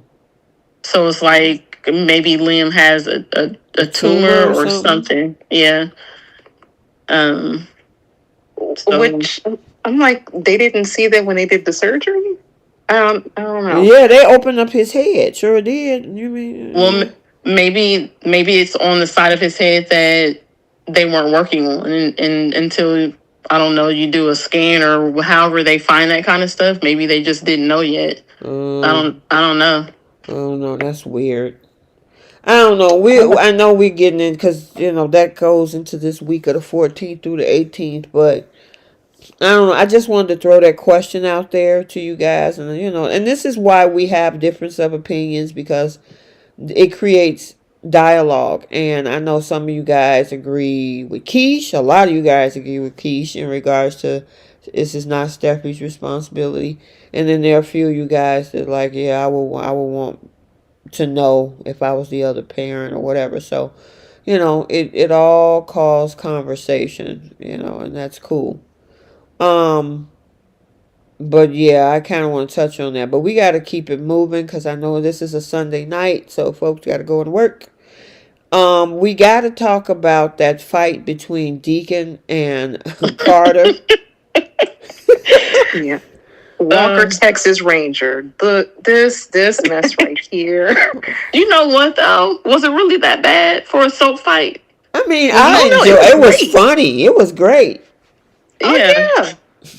It looked like they didn't use like any backup dancers. They didn't use any stunt doubles. It looked like they choreographed it right, and it was a great scene, but it was absolutely unnecessary for Deacon to do.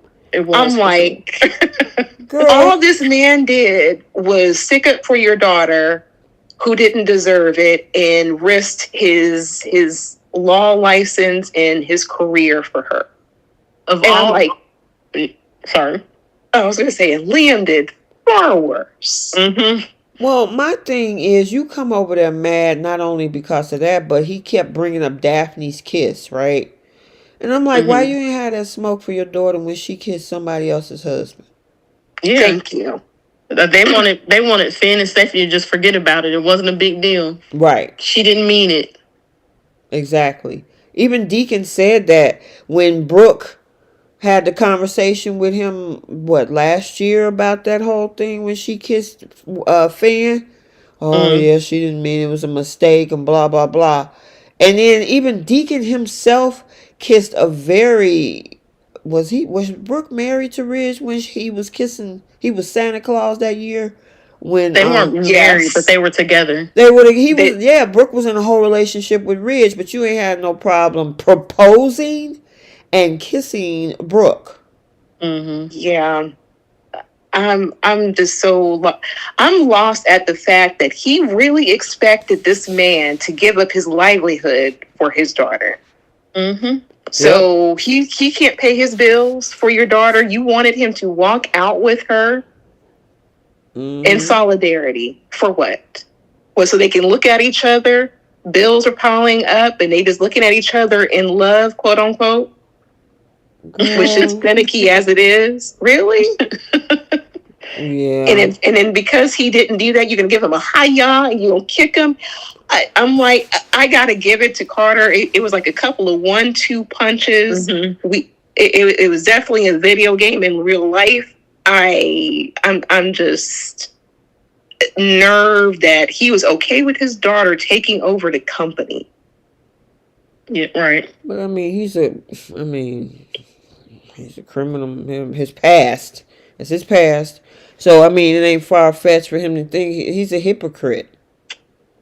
Because even the whole biggest thing wasn't the fact. It was one about not standing by the daughter, but he kept emphasizing the Daphne thing. You betrayed my daughter by kissing another woman. I'm like, are you serious right now? I mean, Liam slept with Steffy and they almost had another baby together while he was married to your daughter, and we know that you were in her life when that came about. So and honestly, Liam was a good boy in the last 2-3 years up until when Hope cheated on him. Yeah.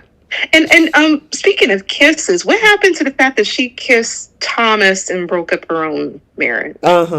But they said that he was one of those string of bad guys that she was in a relationship with. Mm-hmm. When that man wanted to be a one-woman man to her, proposed 3 times, turned his kid over to her. I mean, come on. Yeah, a kid that she don't even talk about, by the way. Doesn't even mention nothing. But I laughed when Deacon said, "Oh, I'm looking at Liam in a completely different light." Oh, here we go. Like, what? And the fact that he went over there and fought Carter for this incident, but is going back to his daughter and saying that he's looking at Liam in a different light. How? Like all of the BS that your son or that man put your daughter through for over a decade. Mm-hmm. Like Bree said, cheated on her, all of that. Mm-hmm. You would think that deserves a karate chop. Exactly. Exactly. If anything. Now, man. Vita Worship, thank you so much. Why don't he beat up Ridge? We've been saying this in the group chat. That is where that energy should have went to. Mm-hmm. Because at least Ridge was calling her a B word, an S word. A nasty one, too. Yes, a nasty.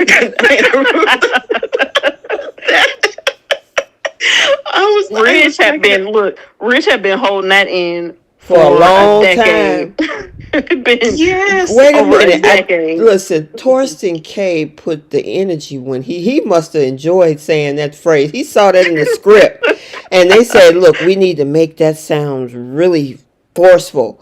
I'm like, the way Ridge said that on that episode, I'm like, wow. I'm like, it was like raspy, a little bit of shaggy. Like just a little, I'm like, a little Rasta in there. He was like, I was like, wait a minute, a little nasty. I was like, okay. I'm like, all righty then. They said everybody hates her. Yes. And I'm like, that is where that energy should have went to as a father. Mm-hmm. That's what she should have told him. And I would have respected that completely. Mm-hmm. But to go to Carter, I'm like, she's had worse men. Right. Liam. Mm-hmm. Thank you. So that I'm like, that made absolutely no sense. Nope. But bring that energy to Ridge, the one who actually called her out of her name. Right. That makes more sense, but that's too much like right. I understand. Mm-hmm. Yeah. Well, Daphne came up in there to break the whole thing up, and of course Deacon had to call her Frenchie, and I'm like, well, he called her Fifi first, though. Right. I'm like, do you have to? Really? That's what we doing?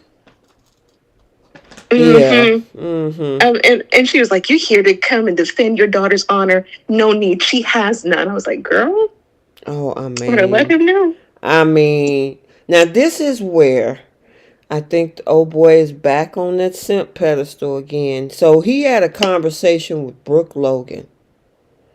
Carter. After Daphne pretty much threw herself at him. And he like, yeah, okay, I got a meeting. Ended up talking to Brooke about how he's going to fight for Hope and I want her back. And I'm like, why? That girl don't want you. Well, she did say she still loves Carter. Uh-huh. she say a lot of things she don't mean. I'm like, dude, why? You get a company back because it was eating you alive. The girl didn't respect the fact that you wanted to be honest. Mm-hmm. And you want to get back with somebody who can't respect you for being a good person? Or take accountability for her own actions in the part that she played. Still. Yeah. And I'm glad that, as flimsy as it is, I'm glad that they made a point to have Ridge explain why he was okay bringing Carter back and not her, by saying Carter has at least acknowledged that what he did was wrong and he's remorseful for it. Whereas she's still walking around talking about, I'm owed this. I'm entitled to this. Hope for the future, make Forrester Creations better. Like, she's literally not acknowledging, even though she wasn't the one, it wasn't her idea, she wasn't the one that signed the paperwork. She gladly stood by him. She championed the whole takeover. Like, she took control of whatever it was that she was allowed to take control of while Carter was in charge. So she fully benefited from it. Mm-hmm. She still is walking around acting as if they did nothing wrong, and she's still talking about, we did this for the little people, and it's like, that's not why you did it. You did it for yourself. Mm-hmm. It had nothing to do with these little people that you claim have been unheard in this company, and she still can't admit it. But you know what? Her behavior toward her mom, that's what Brooke gets. That's what happened when you coddle somebody without accountability. Mm-hmm. Now, yes, this is the, and she's still doing it. And exactly. And the thing is that she's mad at her mom because in this one moment in time, her mom was like, yeah, this ain't right. They deserve to have their company back. And you turn your back on her and you go and tattle to your daddy. All these years of Brooke hiding things, helping her manipulate things, covering up things, and mommy was good. Even got the woman living on her property, probably rent free. And then you said that your mama ain't in your corner? Mm-hmm. How? I'm so lost on how. You guys have some really great comments in here. Angela Atkinson said, I feel Carter doesn't know the real meaning of when someone says, I love you. And then Jenna said, Hope is like her mama. They're both narcissists. But Jasmine, right here, Hope acts like hope for the future was Forrester's bread and butter, and it sure was not. It was not. Mm-mm. And the way that Brooke had tried to pitch that to Ridge, she's like, hey, my daughter has walked these halls. Like, she's a part of this company. She grew up here. She deserves to be here. No, she doesn't. Mm-hmm. She's your and Deacon's child. She doesn't have the same privilege as Rick or Bridget or even RJ. And that's just how it is. She could have married into that family by marrying Thomas. But she didn't do it. Exactly. You had even if she had married Thomas, she is still not entitled to anything in that company. Well, no, I'm not saying a lot, but she was still legally married to him, and he's a shareholder. She got the kid. She could have had the name and the affiliation through marriage. She would have been closer to being a part of that legacy by marrying Thomas than getting with Carter and having him steal the company. Yeah. And she's not smart. At all. She really isn't. And actually, all she had to do, even before that, all she had to do was just be honest about her relationship with Carter. And this is what it led down to. But even still, Ridge would have gave that girl a chance had she just admit that she was in the wrong. Mm-hmm. Yeah, I honestly feel that Ridge and Eric would have overruled Steffy and let her come back to the company, all because she recognized that she did wrong, same way Carter recognized he did wrong. Mm-hmm. But she's choosing not to do that. So therefore, Ridge closed the door on her. She did not want to get her company back to the Forresters. As much as this was eating Carter alive, she didn't. And out of all of the people, just put Ridge and Steffy to the side. I can't believe Hope didn't think Eric should get his company back. Right. You and mad at Ridge? Okay, Steffy. Ridge called you a nasty this, that, and the third. You've been mad at Steffy because y'all got history. What did Eric do to you? Right. And then she brought up the history of Stephanie and Brooke and Stephanie did that. That had nothing to do with Eric. Right. At all. And plus, Stephanie has long passed. So why are you even bringing this woman up? You haven't even remotely had much history with that woman. Not to mention that woman let you have half of your weddings at her house. Mm-hmm. Yeah. And let you into their company. just completely ungrateful. She was handed a whole fashion line straight out of high school and with no experience and didn't deserve it and didn't really do much with it all of last year because she was too busy pining after somebody else's husband. So I'm confused as to what she feels she deserves. It's entitlement. She don't deserve any of it. She just feels that she's entitled to it because she wants it. Yep. And then you got Zende. Oh, Lord. Oh, I'm like, this is the perfect time, Zende, for you to pitch your own idea of a line. I agree with that. He has not been successful on Hope for the Future unless he was working with Thomas. Mm-hmm. And that was mainly probably just him doing what Thomas told him to do. Mm-hmm. So it wasn't even like his vision, his ideas, for the most part. This is the perfect time for him to pitch something that is his own idea, his own vision, and his own line, whether it's another women's line, just with a different theme, or a men's line. Like, why are you not advocating for yourself? Why are you standing in the CEO office talking to Ridge, defending Hope, who took your family, who was complicit in your family's company being taken over? Yeah, that was crazy. And Jenna agrees with you. Zende should have had his own line by now because he's technically been a designer for like a good almost 10 years since they aged the character up as an adult when he was even with Nicole as a designer. But he should advocate for himself. I would not even want to remotely be associated with all those ugly designs. Nothing. Yeah, Look, let it be over at Goodwill and let it be. He should pitch himself. Yeah. What I was hoping when Daphne came along, I thought Zende and Carter were going to try to start, fighting over Daphne a little bit. Like Zende will feel inspired by the whole French flair and the whole Mickey Mouse thing that she was wearing or something, and started to pitch a whole new line or something with that inspiration. But his boy's still talking about Hope for the Future.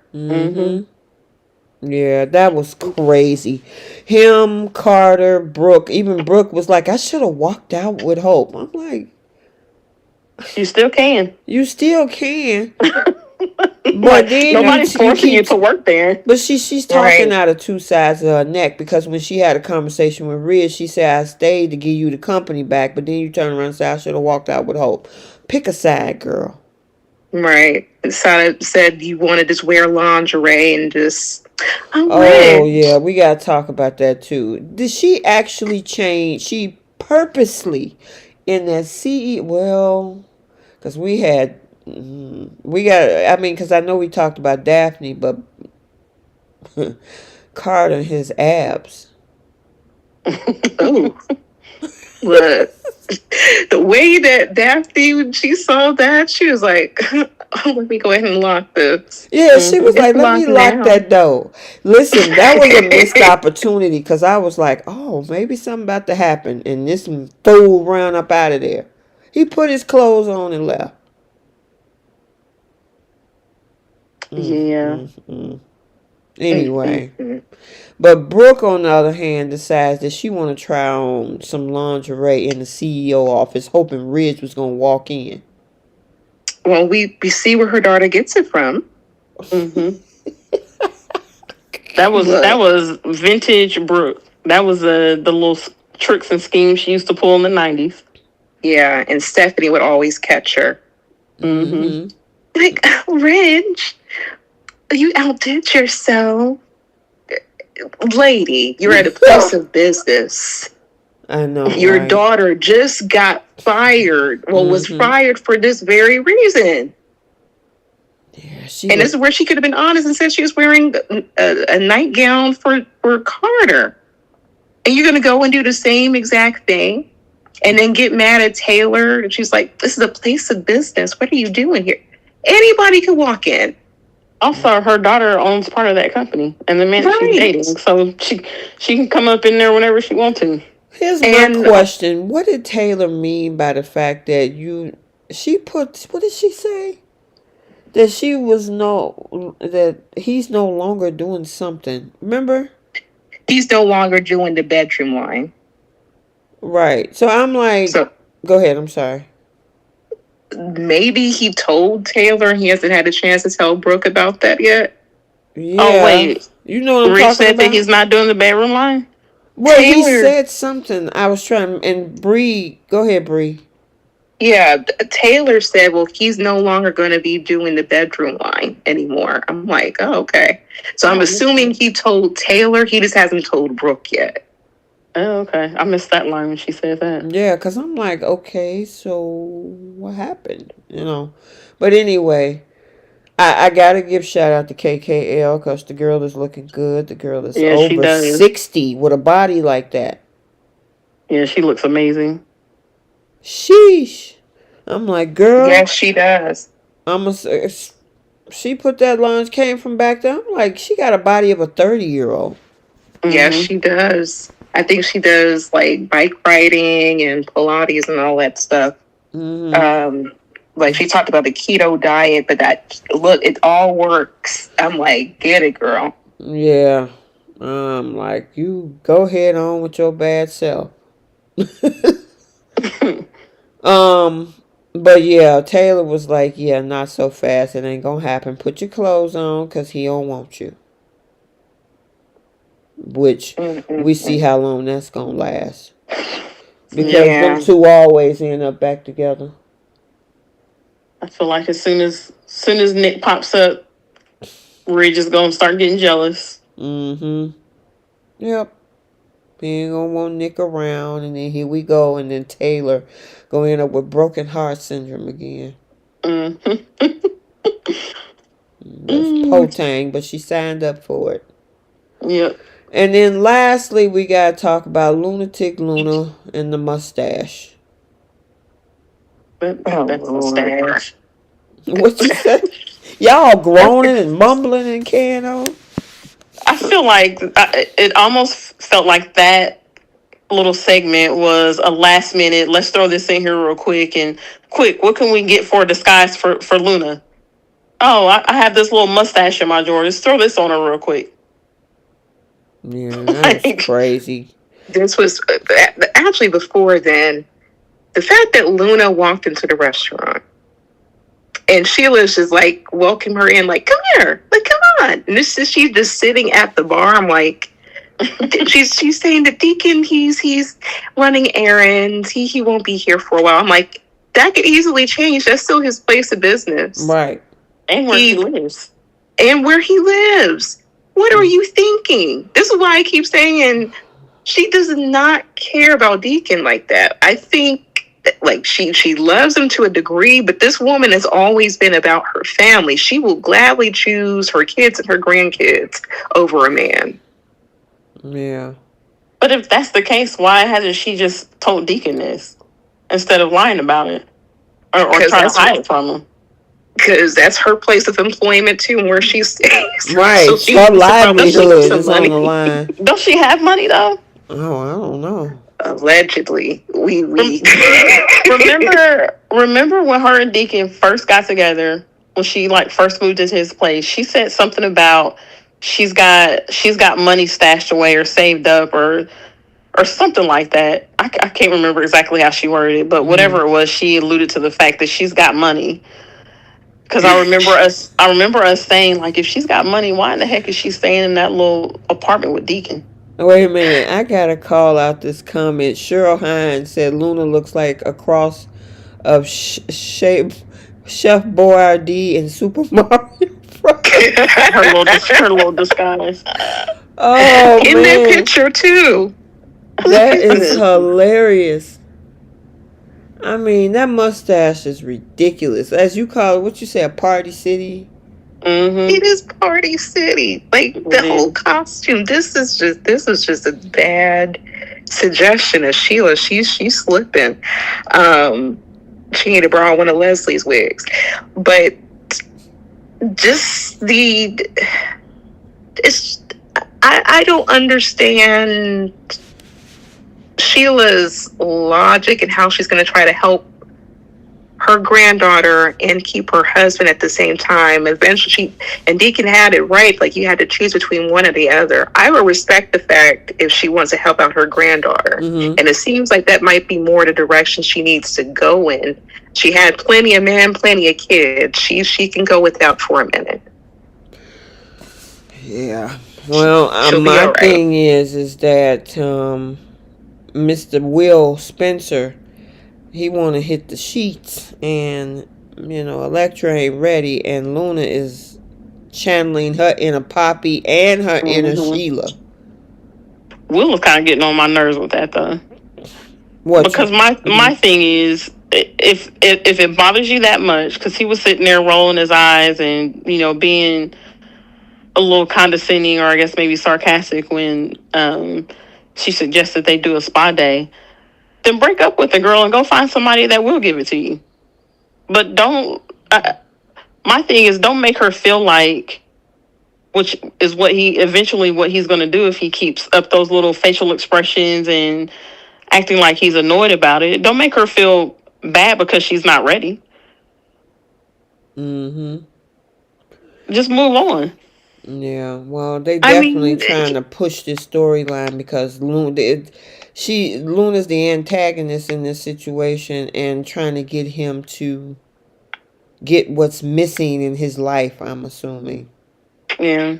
And he's just being a kid his age. They're not going to have the right mindset. I mean, he clearly loves the girl, cares about the girl, but he's still, no, I was going to say the other word, but he's just, a hot excited boy. about taking, yes, a hot boy. And he, he tired of the cold showers at this point, which is, I understand being a college guy, he could want those things. So, yeah, but I agree with both of y'all. I agree with that he's a young 20-some-year-old, but I also think that if you realize the person that you with ain't ready for that and you need something different, you got some decisions to make. Exactly. Don't keep talking to her about spending time alone or doing this and that when she's not comfortable with it yet. And then they making her look, she's talking about we finna go get spas and mud things on your face and all this. And he looking like, oh, Lord. I'm like, you picked an activity where he's being touched on. If you can't help him any. If you can't go get a massage without being activated, that's another story. that's something that's going to happen whether he's getting it or not. I mean, the thing is, but it's just, I don't know. I think, and they're young, so they're not going to have the heavy conversations. You know what I mean? Right. I mean, I guess they could write it that way. But for her to pivot to say, I don't want to Netflix and chill at your place, let's go have a spa treatment. Most guys ain't even into that. At all. Let's go to the museum. I could see if she said, well, let's go to the museum instead. Or let's go to the beach or the park. You talking about a spa day? That's stuff you do with your girlfriends. Right. I mean, they do have couples massages because we had one about a month ago. But that's, that's not something that 20-year-olds go and do. Yeah, I agree with that. That was an odd choice that they had them do. Mm-hmm. And I appreciate the fact that he's not pressuring her. Mm-hmm. But at the same token, this is a billionaire's son. I think I said this last week. This is a billionaire's son. There's going to be a lot of different girls who are going to throw themselves at him. Like we seen when he first appeared, when he started to try to intern over at Forrester, all those girls were throwing themselves at him. So she would also have to make a decision. If she is not ready and she knows this boy is, then she would kind of have to break up with him because men are going to hang on until the wheels fall off if they have an opportunity or a chance to get at her. Mm-hmm. Men will circle around and stay around until something else comes along. And clearly Luna in her Super Mario gear she's ready to serve it, as we've seen from the clip from next week. But if he's telling her, I respect how you feel. I'm not going to pressure you. And he's making it seem as if he's all good with it. Then why would she break up with him? Yeah, because then he's not being honest with her or himself. And he'll stay. There's plenty of guys who will stay in a relationship and then still do what they get their needs met off on the side, which is what Luna's offering him. Which is wrong. That's dead wrong, though. Like, absolutely, break up with her and move on and leave her alone, or respect the fact that she doesn't want that, and deal with that and figure out other ways to, I guess, suppress your needs or those needs that you feel like you have. You know what's funny is like the 360 they've done with Luna, because she lost her V card, or allegedly lost her V card, to RJ, and she wanted to be special. Kind of like how Elektra wants things to be special and with the right person. And then we see, like, next week, she's just dropping her clothes and trying to add pressure to Will. And I'm like, how much experience have you had? Yeah, because it's more than RJ and Zende. Yeah. Well, yeah, for sure. Sure. Absolutely. I think we figured that out when she said that what happened between Zende wasn't an accident. Right. It was the best that she ever had. I'm like, oh. Yep. What was the scale? Right. Yeah, I mean, but according to spoilers, look like Will is going to shut her down real hard this week. So she might come up in there with the lingerie or whatever, but look like Will might shut Luna down. So we'll have to see what Luna's going to do next. I mean, how many times do you need to get rejected? But I think his mouth is saying one thing, but his bodily reactions are saying something else, which is why she thinks she got a chance.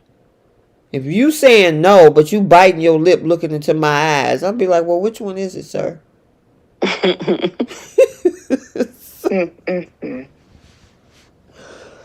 It'll happen eventually, because that will end up involving Bill, who let Luna out of jail, and we'll see how he reacts to it.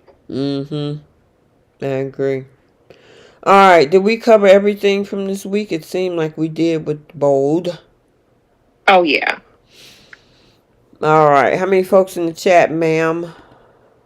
We got 137. It's been steady most of the night. Okay. Nice, guys. For a Sunday night. All righty. Okay, so now we're moving on to Beyond the Gates. We're going to try to get through this one. It's about 20 after 9 here, so I know it's like 20 after 10 where you guys are. So I'm going to try to be mindful. See if we can get through this and then get through the segments. Let me see what I got on BTG. I have... Okay, hold on. Okay, so we had Martin threaten to expose his own terrible secret, but he didn't do it, obviously. Chelsea walks her final fashion show. And then another Dupree steps into the spotlight, which was Miss Samantha. Samantha shocked the family with the decision to become a model. Anita goes to war. Danny got dumped off the board. That's why she had she went to war. Ted revealed his affair to Andre. And Danny gets rejected again. So, where y'all want to start? Oof, goodness. I guess we can get the fashion show out the way. The fashion show, yeah. Because I think that took up like two or 3 days. Right. I liked it. I mean, we haven't had in the show that is supposed to have fashion shows. It's been a while, so it was nice to see a fashion show on Beyond the Gates. Yeah. And beautiful, like everyone looked beautiful. Carla looked beautiful. That dress was fire. It was. Like beautiful, the way it draped, it was just it was stunning. Everybody looked beautiful. Even in this picture here, what Chelsea had on, beautiful colors. I see. This is where I wish I was tall. And this is where I wish you just donate some height so I can live. So I can understand what this feels like, because I loved every bit of this. It was nice to see fashions on a soap. Yeah. Yeah. I enjoyed that fashion show. I really did. Even though it wasn't long, but it was nice to have that added to that episode. And then they had Samantha come out there. She was looking pretty with her hair. She fit in. She was like, "Ooh, I like this. I'm gonna do this more often." She liked it a little too much now. But this was fantastic. I loved every bit of this. I'm glad that Chelsea came to her senses and had her mother do this after all the work that she put in. I think it was just nice. I hope would actually aspire to have fashions like this. I agree. Everybody looks good on this show. Yeah. Yes. Man, at the hair, the makeup, the clothes, the sets, everything is just, man, it's on point. Yes. Look at that hair. Look at and I keep seeing Anita this whole week. That hair, that silver hair, that is stunning. It looks so good on her. Yes. It sure does.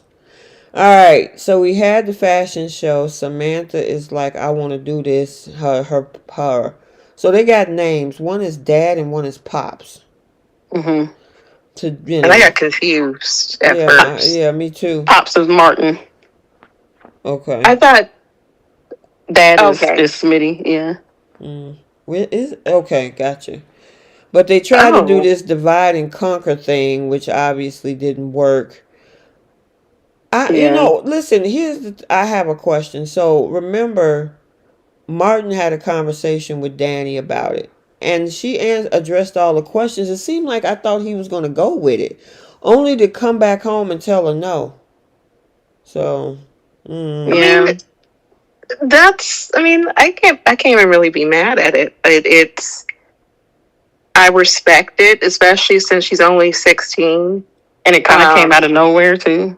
Well, I'm not saying that he shouldn't have said no. It was just the shift in the conversation I was confused about. I thought, which way you going? It made you think he was going to say. Yeah, that's what I'm talking about. Yeah, that industry can be. I'm not going to say is, but it can be exploitative. Yeah, from what Chelsea was saying, I don't see how it could be a bad thing with as controlling as Martin is. He could kind of control the narrative where, like, she doesn't fully invest into modeling right out the gate. Like, she'll do like a photo shoot like every couple of months or something. But education should be her focus, and then when she's ready for college, then she can have more control over that decision. But I think at 16, I think he's right on the money with that. I think she's too young to do that. My thing is that if it had been something that she had been doing since she was a kid or something, like something that she'd always been interested in, they had her doing little jobs here and there throughout the years, different story. But she did this fashion show, one fashion show, and now I'm all about modeling, and she's done nothing else. So I don't know. For me, it's like I agree with you. Whereas I would ease her into it, doing little things, little shoots or shows, maybe locally here and there. Definitely not anything out of town. And considering she's got a cousin and an aunt, wait, yeah, Dave's her aunt, that are experienced in the business, they can kind of help guide her and they can actually get her foot in the door. And it'll be a lot easier for her than it would be for someone who doesn't have a connection to the fashion industry or the modeling world. But the way she was talking was like she was ready to just drop everything and that's all she was going to focus on.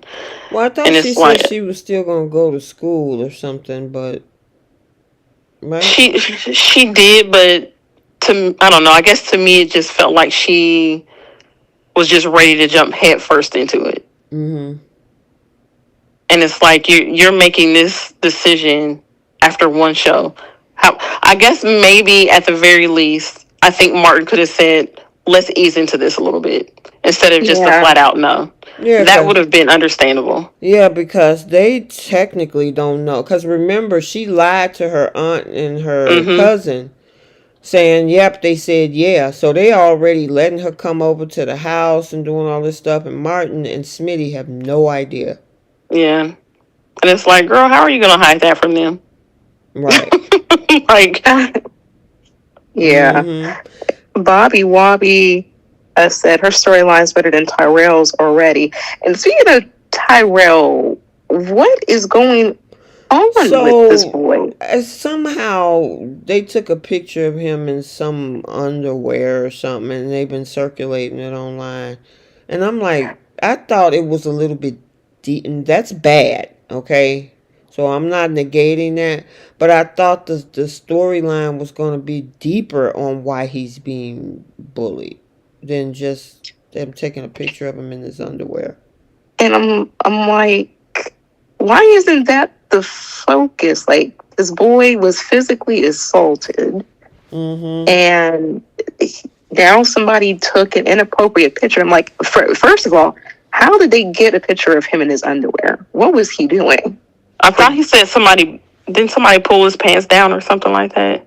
I forgot. Like he got pants or something. That part of that storyline is just, I don't know. It's so vague to me. Yeah. Like, I didn't get that. And then they looped us into, like, Samantha wanting to be a model. And it's like, what happened to Tyrell faded in the background. Right. And I thought at least Martin, when he had a one-on-one with his son, I thought he was going to bring that up. But no, he was, trying to drill down and see what was going on with the modeling thing. So Jasmine said Tyrell is being bullied by a boyfriend of a girl who he likes, who also punched him. Oh, that's right. That is who punched him. That was the I remember first him. part. Yeah. And then there was the picture that circulated after the punch. So the boyfriend pulled the underwear down? Girl, I don't know. It's just all so confusing. I thought what happened was someone, and I could be remembering it wrong, but the people that are bullying him, I guess maybe that guy and his friends, I thought somebody like yanked his sweats or something down. I don't know if they were in a locker room, and then somebody snapped a picture. So it was like that's what they were, the purpose of them doing that was to get that picture of him. It's what I thought. Yeah, like you said, it's just so convoluted, and then they push Samantha to the forefront. So yeah, maybe they'll add on to it. Yeah, I guess we'll get more. I think it does this coming week because it was something about the spoilers where I think the dads do find out about it. So, and then they're trying to, work through it or whatever. So I did see that for the week of the 14th to the 18th. But, all right, moving on. We also had Crazy Dana, aka Leslie, and all her multiple wigs tried to show up there. And I'm surprised Shanice, the head nurse, wasn't able to sniff this out? Because she seemed to be a real. She seemed like she has a lot of Observant. foresight, right? Mm-hmm. Observant, and for her to kind of let Dana slide on out of there without, she did ask some questions, but Dana got out of it, and she just let it go. Yeah, I thought she was gonna clock it too. I was surprised that she didn't. Right. And I'm sorry, was it? How did she not recognize the woman who was claiming to want to jump off of the building? Ooh, Because of good that wig. point. That wig Yeah, gives but her her. face didn't change. The wig gives her. You know how Superman, when he puts on those glasses and he's Clark Kent and nobody knows that he's Superman. That's what those wigs do for Leslie. I guess that You girl is can't miss walking those all through that cheekbones. hospital. But them cheekbones are going nowhere. That Sharon, I'm like, how did she not know that? How? First of all, this girl, the woman had on the shaggiest wig and said her name was Lulu, and you didn't clock that. I was screaming. I'm like, how many names is this woman gonna come up with? First she's Sherry, Carter, Dana, Leslie, now Lulu. And I forget who she was with the Mary J. Blige with. I think it was Angela, Angie, something. Yeah, and she going over there inserting potassium into Laura's IV and all types of things. And I was like, that causes a heart attack? Well, I think they showed high levels of potassium in her blood work because she was ready to be released, and the doctor was like, well, we see something off because you got high levels of potassium. We're going to have to keep you around. And an infection. Right. So, I mean, and the thing is, Eva is sniffing around thinking that the girl did it. And her mama gaslighted the mess out of her. Yeah, kind of like how she questioned her when she first found out about the accident. She asked her if she had anything to do with it. She knows her mama got some issues, and that there must have been something that happened, or maybe something she witnessed her mom do that would allow her to think that her mom would be capable of doing something like that. Yeah, right. That accident or whatever happened to her at the hospital. Because everything is just falling into place, and I'm glad that she is, at least on high alert when it comes to her mother. It makes me wonder what else Leslie has probably gotten away with over the years. That's why I think that the guy that she was with, that she said that she was grieving over, I think she had something to do with that. I wouldn't put it past this woman. But once again, she's going to all these great lengths, and she supposedly knows this man is the father.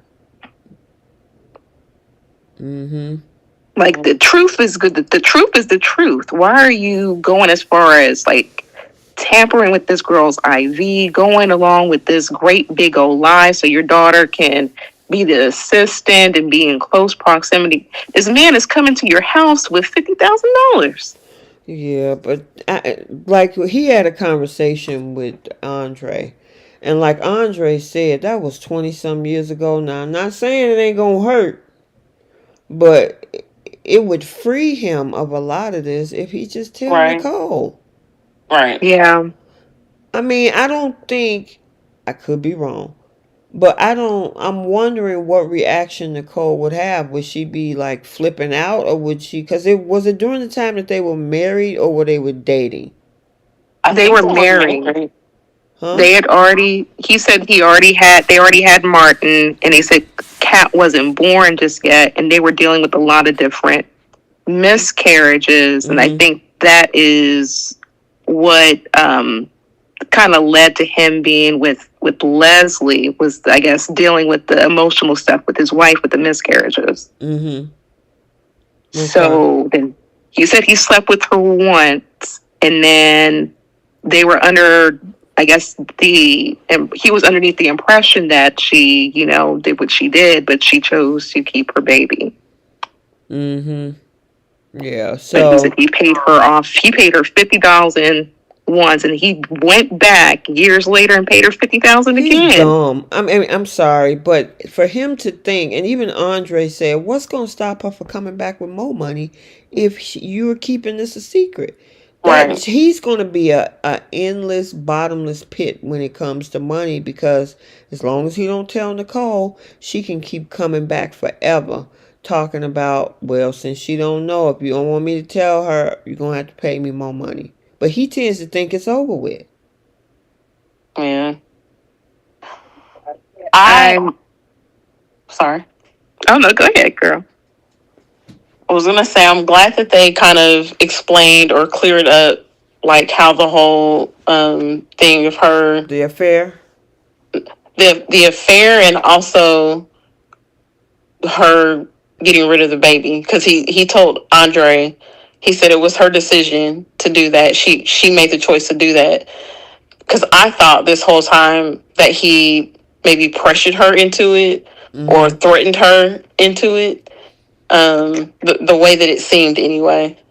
That's the narrative that Leslie is pushing towards Eva. Yeah. And that's why Eva had all that animosity towards her father. Right. Yeah.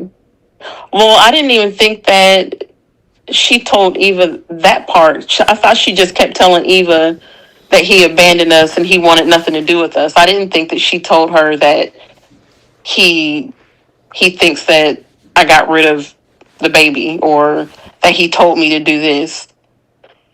I thought it was just he didn't bother to be there for us. Which, I mean, either way, it's a narrative that makes him look bad to her. You're right, because she was even saying, because I think Eva was talking about, like, there's no child support, no nothing. So I'm wondering if she even knew that the whatchamacallit was on the table. And because so I guess the discussion about getting rid of Eva was between Ted and Leslie. So maybe Leslie just kept that part out of it and just made it seem like, oh, he knew about you and he abandoned you. He wanted to be with you. Yeah, I think that's what it was. Yeah, I think it's a lot more, and I think one of y'all had brought it up about the fact that that might be Ted and Nicole's kid, and she took the baby. Yes. Yeah. I truly feel that. I do not see a family connection, a mother-daughter connection with Leslie and Eva. I really don't.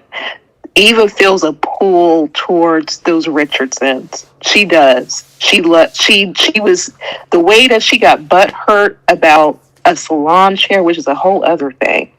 I'm like, she really wants to be around Ted and Nicole. She feels more at home. She feels that, like, that makes me wonder if she really is their kid. Yep. Especially since they keep talking about the miscarriages and how Kat was a miracle child. Right. Yeah. Exactly. I'm wondering if they're going to bring up the fact that she was a twin or something. Or maybe they weren't expecting it to be a twin and it was just a hidden, I don't know. But the way that Leslie likes to pop in and out with the nurse uniform, which wherever she got it from. Right. And I wouldn't put it past this woman to steal a baby. Yeah, I agree. I don't know. I know one thing, Ted needs to come clean, because once he realized that this whole thing has been a domino effect, that, Eva's been working on a false pretenses, the accident, the whole thing with the IV situation with Laura, all this is connected because he's trying to keep a secret. Now, granted, Leslie actions are her own, so it's not like he's going to tell her to do all this crazy stuff, but you're dealing with cuckoo for Cocoa. Dealing with Lulu. And she, in all her bag of tricks, all her wigs, all her costumes, and she's circling in with your family. She was just talking to Kat last week. Right. Yeah. I mean, the girl showed, even Ted was telling Andre how the woman showed up at the party and all this. I'm like, at what point are you going to think this is too close and it ain't over? Right. So, And then fate that she was about to jump off of the building to be in front of your wife. right. You staged the whole thing where you was about just to get next to her by acting like you was going to delete yourself. Yeah. It's getting way It's too out of close. hand. Mm-hmm. And now you didn't have to drop 50 stacks a couple times, and you know she gonna come back for more. Yeah. Unless you tell Nicole the secret. Now, me as a woman, I'm like, if I see 50,000's missing from the account, I would. Yeah, that's what I was wondering is Does he how have is his he own bank explaining account or that? something? Yeah. I mean, he is a physician, so I mean, he can probably have multiple accounts and put money somewhere, and then he has a stash where he can take it out without Nicole actually seeing it. Speaking of money, we got this situation with Vanessa and Joey and her husband, who almost killed somebody on the freaking operating table because he thinking about chips. Yeah. That man is a mess. I'm so sick of Stuart Little. I really. I want. And it makes me wonder if Vanessa knows this man has a problem. I don't see how I she don't could think not. she really care. They're like two ships in the night. They married at a convenience, and she's having all these multiple affairs on them and everything. So should they stay together soon? I don't know. Maybe it's cheaper to keep her because they got too many assets to split. I don't know. Well, we know that man has no money. Let's be. He had to get a loan from Joey. He gonna be broke in a minute. You know, but then she gonna be in the suit. she gonna be in the sheets with Joey. Cause she want that man. I don't care what nobody. Poor Diego is over there like, what about me? Well, he moseyed his way, and they were able to get it on in the closet before after Nicole came. But yeah, she really feeling this dude. This dude lied to your face about his mama being alive. And then he was like, well, I really did it for me. Do you think a kingpin is going to be afraid to tell you that he want to buy himself a house? Right. Yeah. And she's like, okay. Yep. That's because that's what she wants to believe. Right. She want to believe, oh, it ain't nothing with it. And he's saying that I couldn't help myself. Like, you are stop traffic beautiful or something to that effect. I'm like, and she's eating this up. She's eating up the validation, which sounds familiar. But yeah, I think they're eventually going to have an affair. I see what he's doing. He has a thing about keeping secrets or having somebody underneath their thumb. That's why I would not put it past Joey and Bill to know each other. Bill? You mean Victor Newman? No, Bill. Why you say Bill? Danny's Bill. Oh, Danny's Bill. I thought you was crossing over to Bill Spencer. Oh, no. Well, hey, he might know Victor too. But I think Bill and Joey know each other. I wouldn't put it past them because they're both kind of moving the same way where they like to keep, secrets on certain people. Well, by Friday the 18th, it's talking about how Vanessa's growing connection with Joey is more than just emotional and is starting to threaten her marriage. Okay. So I'm wondering if her and Joey gonna hit the sheets. I wouldn't put it past her. Yeah. So he's gonna get it on with the wife, and then the husband's gonna owe that money. Right. Man, listen, that's even more devious than something. I know Victor have moves, but has he ever done something like that? I'm going to sleep with your wife. I'm going to put the husband in debt. And watch, they're going to sleep together in the house that she finds for him. Wow. Yeah, that's gonna be crazy. Yes, it is. So, I guess we have to see how all of that unfolds. Um. All right. What else do we have? We had the situation with Danny getting kicked off the board.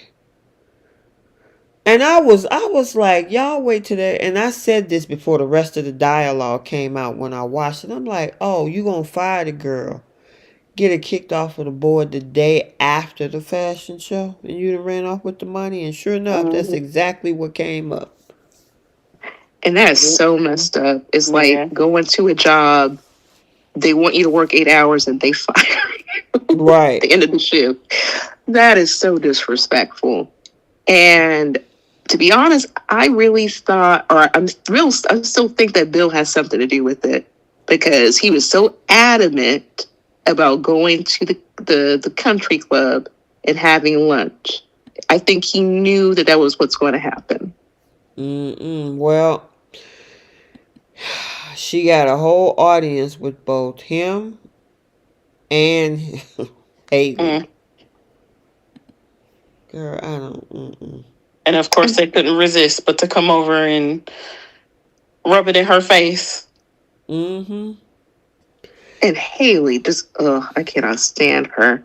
She's like, finally, I'm not the only outcast here at the country club. I'm like, girl, she's still the outcast. Right. Yeah, she wasn't. And Danny still is not an outcast. Right. I mean, she was kicked off the board for that little, the little scholarship fund place. But she wasn't kicked out of the country club. Right. That's still her community. Right. Yes. Even the waiter didn't want to care to serve you. And I love it. I got to hand it to him. The dude took the Bill's order and he was quick to walk on. Yeah, that was funny. Oh, my God. That was crazy. And then Bill had to order for her. I'm like, y'all proved nothing. Exactly. Right. Not a thing. Bill and Haley's lives, I feel like, revolve around Danny. Yeah, I know they can't help it. Yeah, and I know people, trying to say Danny is the one obsessed and she can't get over Bill, and she has done some goofy stuff, but these two, I feel like, go out of their way to antagonize her. Each other. Mm-hmm. Yeah. So it's not just Danny; they do it too. Mm-hmm. I feel the same. What? Sorry. Oh no, I feel the same way. Mm-hmm. And Haley, once again, was it this week or last week when she saw Derek? That was this week. Pulling her little pity party. Right.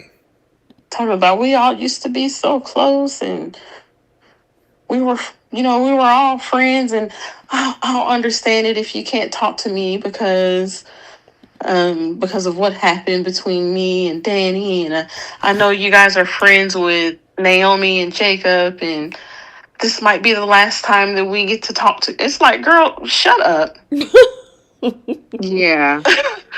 And then he still had lunch by himself. She still had to take her stuff to go. Right. Because she can only go to 2 places that would ever care for her. She a regular Ophie Jeans. But once again, she's delusional. And I think, Bobby Wright had it correct. She reminds him of Hope, which that's what I was saying last week too. They're the same person. How do you not recognize what you did and not expect for people to look at you in a certain type of way and treat you a certain type of way? I agree. Girl, I don't know. I mean, it's like, what are you expecting, ma'am? I mean, you expect everybody because you married to Bill that, oh wow, yes, I'm important now. You have to bow down to me, and everybody. That's exactly what she expected. Right, and then people are looking at her like, girl, please. What did she say to Bill? Something about, are they going to respect me? Give me the same respect that they give you, or something that she said when they went. That. Like, I can't with her. Mm-hmm. Yeah, it's like, get over yourself. And it actually proves everybody's right because you did this for the come up. Right. Because you're so concerned with the status and concerned with being over at the country club, having the same rights and access as the Duprees. Mm-hmm. Why are you so concerned? Girl. Why do you want to be in that realm after how you treated them? Yeah, she need to take a whole bunch of seats. Yeah, like, girl, get over yourself. You're proving to be the gold digger that everyone's telling you are. Right. Mm-hmm. So, and then with Danny getting kicked off the board, we also had Anita flip the script on the board president. I was like, oh, that was great. That's like, what she you're get. fired. Yeah, for her to act so appalled. Like, y'all were dead wrong for doing what y'all did. Y'all used her to get what you needed and then cut her loose. And you really didn't expect somebody to come back at you? Right. Yeah. Exactly. And especially one of the Duprees. That's a huge family. And then she gonna tell Vernon, are you gonna allow this to happen? And Nita like, what you talking to him for? We saw Madame Dupree in all her glory, and I loved every bit of that. I was like, yes, this is what I wanted to see. I want to continue to see this, because it reminds me of Stephanie Forrester and its energy that I miss. Mm-hmm. I'm like, girl, what did you expect? You expect them to just let that slide? One of the biggest, richest legacy families, and you think you're gonna kick Danny Dupree off the board after using her for that fashion show, and ain't nobody gonna say nothing. Right. Good luck with that. Yeah, exactly. But I enjoyed that part. She checked her real quick. Yeah. Okay. What you laughing at, girl? I'm laughing at Jasmine. I was trying to figure out who was the Dee mosquito, and I'm like, oh, that is Haley. Oh. Okay. Wait, what happened?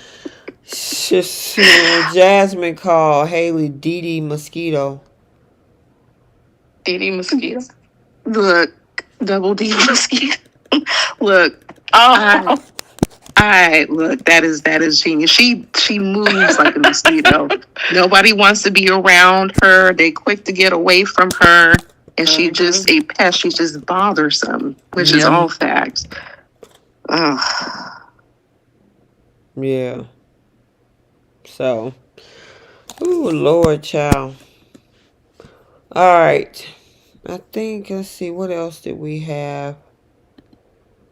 I like seeing Martin and Ted interact because we hardly get that. Yeah. They had a nice little father-son, him giving them some advice about Tyrell moment. Yeah. That was a great scene. And the way that they all came up around Moss. Tomas. Yes, I love that. That was cool. Yes, that I love seeing that. That a man, like these men protecting the women in their family. I love that. Yeah. But they warned him about her. Yeah, they did. It was like, I thought, because I think they originally thought that they was going to come up and say, you hurt my girl or my niece or my daughter or whatever. They like, we giving you the heads up. You need to be looking out for her because she going to come for you. I mean, they kind of gave a little bit of the, we're protective of our women energy, but I did like that they threw in there, like, good luck with her. Well, he's going to need it, especially the way Eva's just lurking her way around this man. And I was surprised he even sat down with this woman. So I'm like, so he's kind of interested in Eva too. From the looks of it. They had little subtle flirtations here and there. I'm wondering if this might be a new love triangle on the show. I'm sure it'll get there. Yeah. Yeah. The interesting thing is that Tomas is having real comfortable conversations with Eva. Knowing that, you know, he got issues. I mean, she got issues with this girl. Now, I'm not saying he got to be mean to her or anything, but you know it's a problem between those two, and you just real comfortable with that conversation, and he can tell that the girl is flirting with him. Yeah, and he likes that. I think, but I think he's still kind of he's all for Kat. But I think that's kind of just a little bit messy on his part to try to befriend Correct. who she considers her enemy. Right. Who she's trying to catch in the act. So, what you say? Does he know that they don't like each other? Oh yeah. Okay. Kat let that be known. Like, hey, that's the assistant. That's the, and he know. And Kat. Not Kat. Eva was trying to get at him for that reason at the hospital, trying to fake like she injured herself, and even trying to meet up with him right after he had lunch with Kat. Like he knows there's issues with those women. That's why it was the fact that he sat down with her this go around. I'm like, you're feeling, you like the flirtation you have with Eva. I agree with that one. Especially if you know that there's some beef between them two girls. Like you said, it's a little messy to me. Yeah. And Kat is still trying to catch this girl in the act. I felt so bad when Nicole was like scolding her. I'm like, they're going to be looking real crazy when they find out the real deal, especially Ted. Yes. He need to get in front of this. I wish he would, you know. As fine as he is, yeah. I'm disappointed in this man, but every time I see him on screen, I'm like, my God, this is a gorgeous looking man. I know it's a lot of people rallying behind keeping him around. Yes. They want that man to stay there. That man is just delicious on screen. And the thing is, we haven't even seen him shirtless yet. And writers, can we get that in before he goes, please? But I think it's too late now. Right. Because they probably film ahead. Yeah, I think he's not filming anymore. What'd you say? Don't kill my dream. She said, don't kill my dream. Sorry. But no, I'm kidding. But like this, the way he sounds, the way he talks, how he moves, like it's like butter. It just flows, and it seems like he has good chemistry with a lot of the characters, and it's just unfortunate that he has to go. Yeah, I know. I'm hoping it's a situation where he maybe had a different project or something that they just didn't let him go. You know what I mean? No. It's yeah. I'm just not a fan of this transition or this change. So I'm trying to enjoy him while it lasts. But as far as the character, Ted, yeah, he definitely deserves all the smoke that's about to come to him, because he kept this in the dark, and he paid $100,000 to keep the secret. When he could have just told his wife for free. And granted, there might be a little bit of fallout, but you would have saved yourself $100,000. So yeah. All right, I'm trying to think, and because there's other little moving parts. I think that's it. That was tiny moving parts, and I think the only thing that we missed was the Martin thing, where he was having nightmares, and Anita's worried that basically Martin's going to tell on himself. Yeah, but they keep dragging that along. It's like, what happened? Right. I'm like, can we get to it, please? Yeah, well, I want to know what happened. Y'all gotta, you know, kind of ease up the reins and tell us what's the backstory on that. So, Did you guys feel bad for Danny when she thought that Samantha wanted her as her manager, and she found out that she really didn't want her as the manager. She wanted not Chelsea.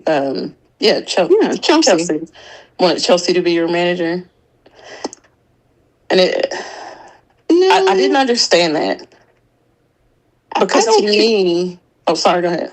Oh, no, go ahead, girl. I was just gonna say to me it would make more sense for her to go the route of Danny versus Chelsea, who's trying to focus on purses, like her own business. Why not go with Danny, who's got however many years of experience doing this herself, and then being Chelsea's manager? I think it's a generational thing. She's leaning more towards someone who's closer to her generation and the whole social media thing. I think she aspires to that versus more so what Danny did. She probably has no clue whatsoever as to the like Danny's background and like the extensive background that Danny has in modeling and wants to look back at her history, whereas she can go to Chelsea's social media page and see all of her work. I think it's more so a generational connection that they have. They're closer in age, and it makes it easier. Let me ask you guys a quick question. I know it's like we got to keep it moving. Do you think maybe they should have Samantha start out like on social media? You know, because a lot of people are getting brand deals. Back in the day, you had to go through a whole process to get with a modeling agency and an agent, modeling agency and things like that, and go to go-sees and all this stuff to get booked.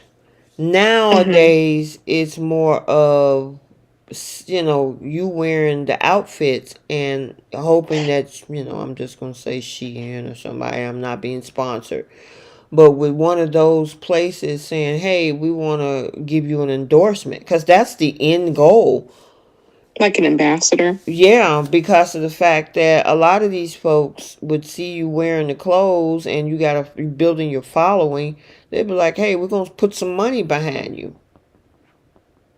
That makes more sense for a girl her age. I think that's what she should do. But at the same time, I don't think that Chelsea should be her manager. I think that she shouldn't look at it too seriously like that just yet. Like, just have this girl model some of your purses. And see, and test the waters and see how she like it, and then pay her a couple of dollars here and there and see how she likes it. And then when she turns 18 and she wants to make it a career, then have the discussion.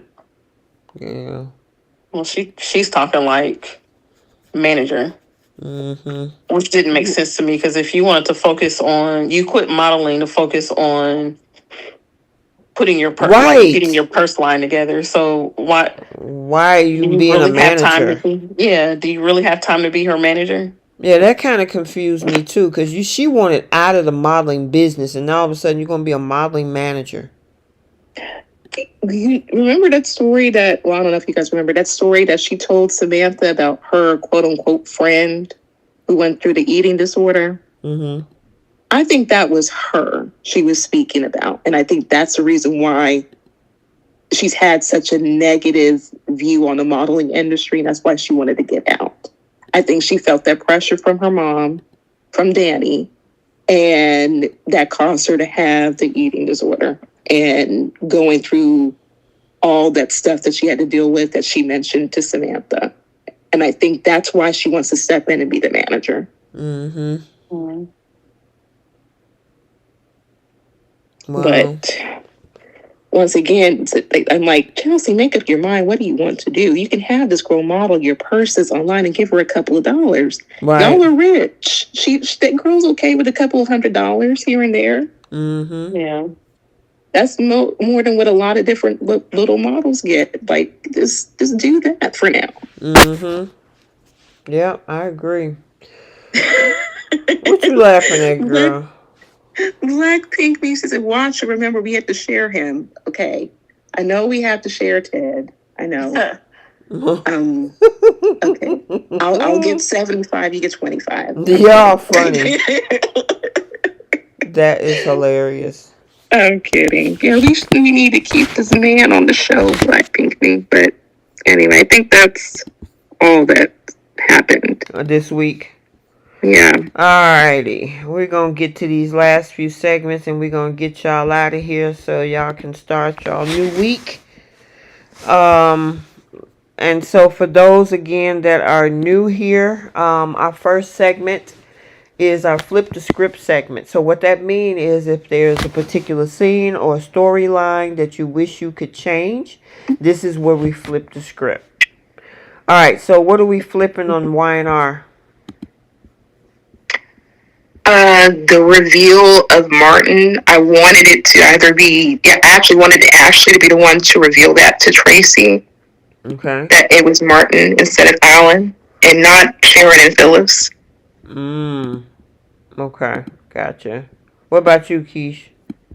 I like her flippity flip. I'll go with what saying.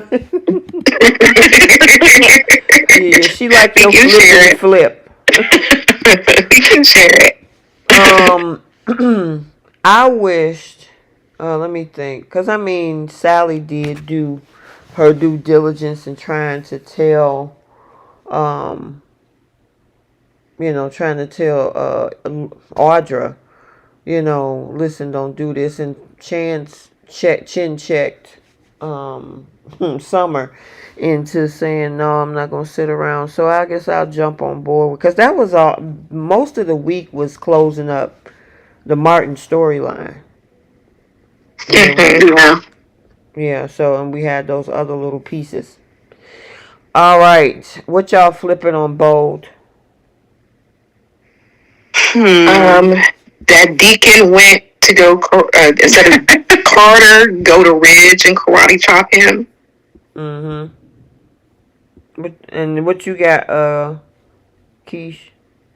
Mine would have been Zende pitching his own idea, his own line, instead of saying they're caping for hope. Gotcha. My flip is to get that freaking mustache off of Luna. I don't even know why they put that thing on her face. It's just dumb. They could have just gave her a wig. And I thought sure that's what Sheila was going to do, because that's what she had, wigs and all types of stuff. You get that girl a little cheap party, as you call it, a Party City mustache. That is insane. All right, what y'all flipping on BTG?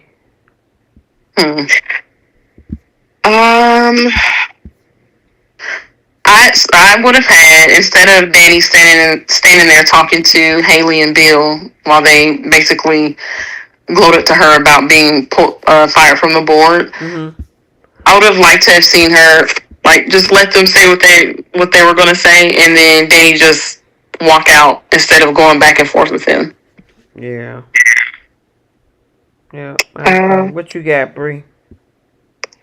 When Bill and Haley showed up to the restaurant, I want all the wait staff, everyone to still ignore them. Girl, you just want them ostracized, huh? They deserve it. That would have been hilarious. Bill thinking he has all this pull over at the country club, but I would love for the waiters, everyone to just ignore him. Oh, and then I got this other thing. I forgot about Andre taking pictures all over that darn lobby.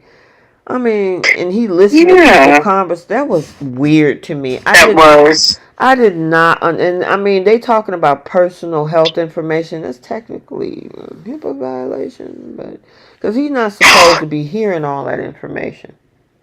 You know what I was hoping? I thought he was going to take a snapshot of Leslie in the wig going into the girls' room. Oh, that would have been great. Yeah. Well, there's my flip. Yeah, if he was going to be, just walking around taking random photos and whatnot, let him get Leslie or something in the act. But just to have him just hanging around, listen to conversations, them talking about patients and stuff, I'm like, why are we doing this? What for? Yeah, right. All right, who's taking seats on Y&R? Audra. Summer. Yep, and Victoria. Yeah, that's mine. Definitely Victoria. Yeah. Talking about her niece like that. That's crazy. While defending Kyle. And then on bold, who's taking a seat?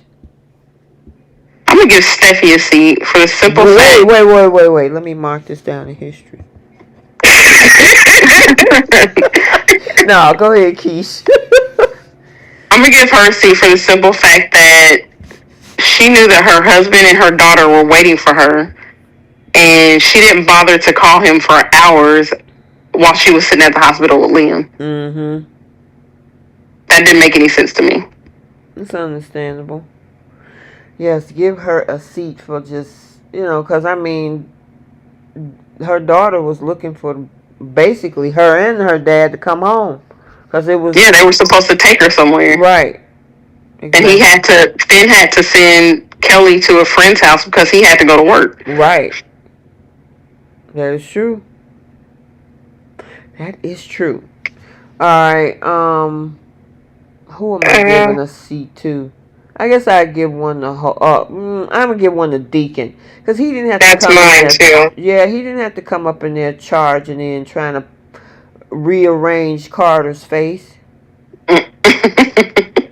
Yeah, that was just unnecessary, and expecting this man to walk out with your daughter without a job. Come on now. Right. He wouldn't even do that. Right. Yeah, that was crazy. Very crazy. Who's taking seats on BTG? Bill and Haley. Yes. Yeah, as they're sitting right there. Yep. You might as well give Lulu a seat too. And that lady who fired Danny. Letting that woman all that work and then let her go. Right. Yeah. All that work and money you put in that doggone fashion show, only to come back the next morning talking about you fired because of what happened at the wedding. What happened at the wedding didn't bother you when that show was going on. Exactly. Shoot. Alright. Star of the week, Y&R. I'm gonna give it to Christopher Cousins. Yes. Oh, because he was going back and forth. Dude was losing, going between Martin and Allen. I'm gonna give it to him and Beth Maitland. Okay. I agree with both. Yep. All right. Star of the week, bold. I want to give it to both of the guys, Sean Keenan and Lauren St. Victor. That was a great little stage fight scene. That was great. And they said that Lauren St. Victor know martial arts as well, so that's probably why they were able to really do this scene together. Because I think you were saying how they really didn't have a person to stand in or double, so obviously they knew what to do. Yeah, I can go with that one. That was great. We haven't seen something like that in a while. Yeah. And then what you got for BTG? The actress who plays Leslie, I gotta give it to her. I honestly feel she's gonna get nominated when the Beyond the Gates, receives nominations. She definitely deserves a supporting role. The way that she has pulled off, 5 different alter egos, and she's definitely giving crazy. I gotta hand it to her. She's knocking it out the park. Yes, she is. The girl is definitely working that villain angle.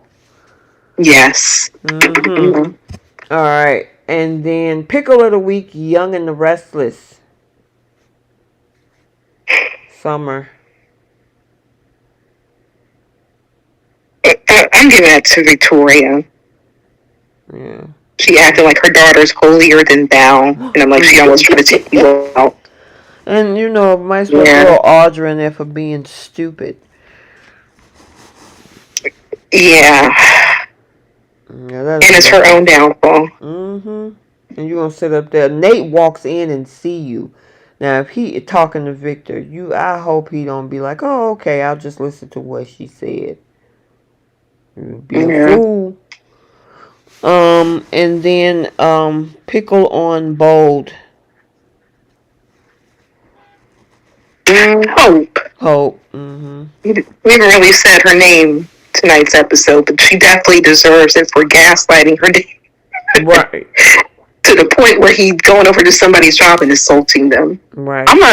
I'm gonna give it to Brooke. The scene where Brooke and Carter are talking, and she tells him that Taylor comes up there to basically rub it in her face to gloat about being with Ridge, and Brooke's like, "Oh yeah, she always does that."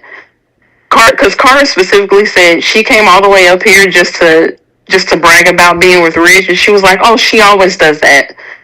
And it's like, that's not why she came to Forrester. You just sat there and created a whole lie for no reason. Yeah, because she actually came up there looking for Steffy. Yeah. Mm-hmm. Okay. And then what about BTG? Pickle. That lady from the charity. Oh, yeah.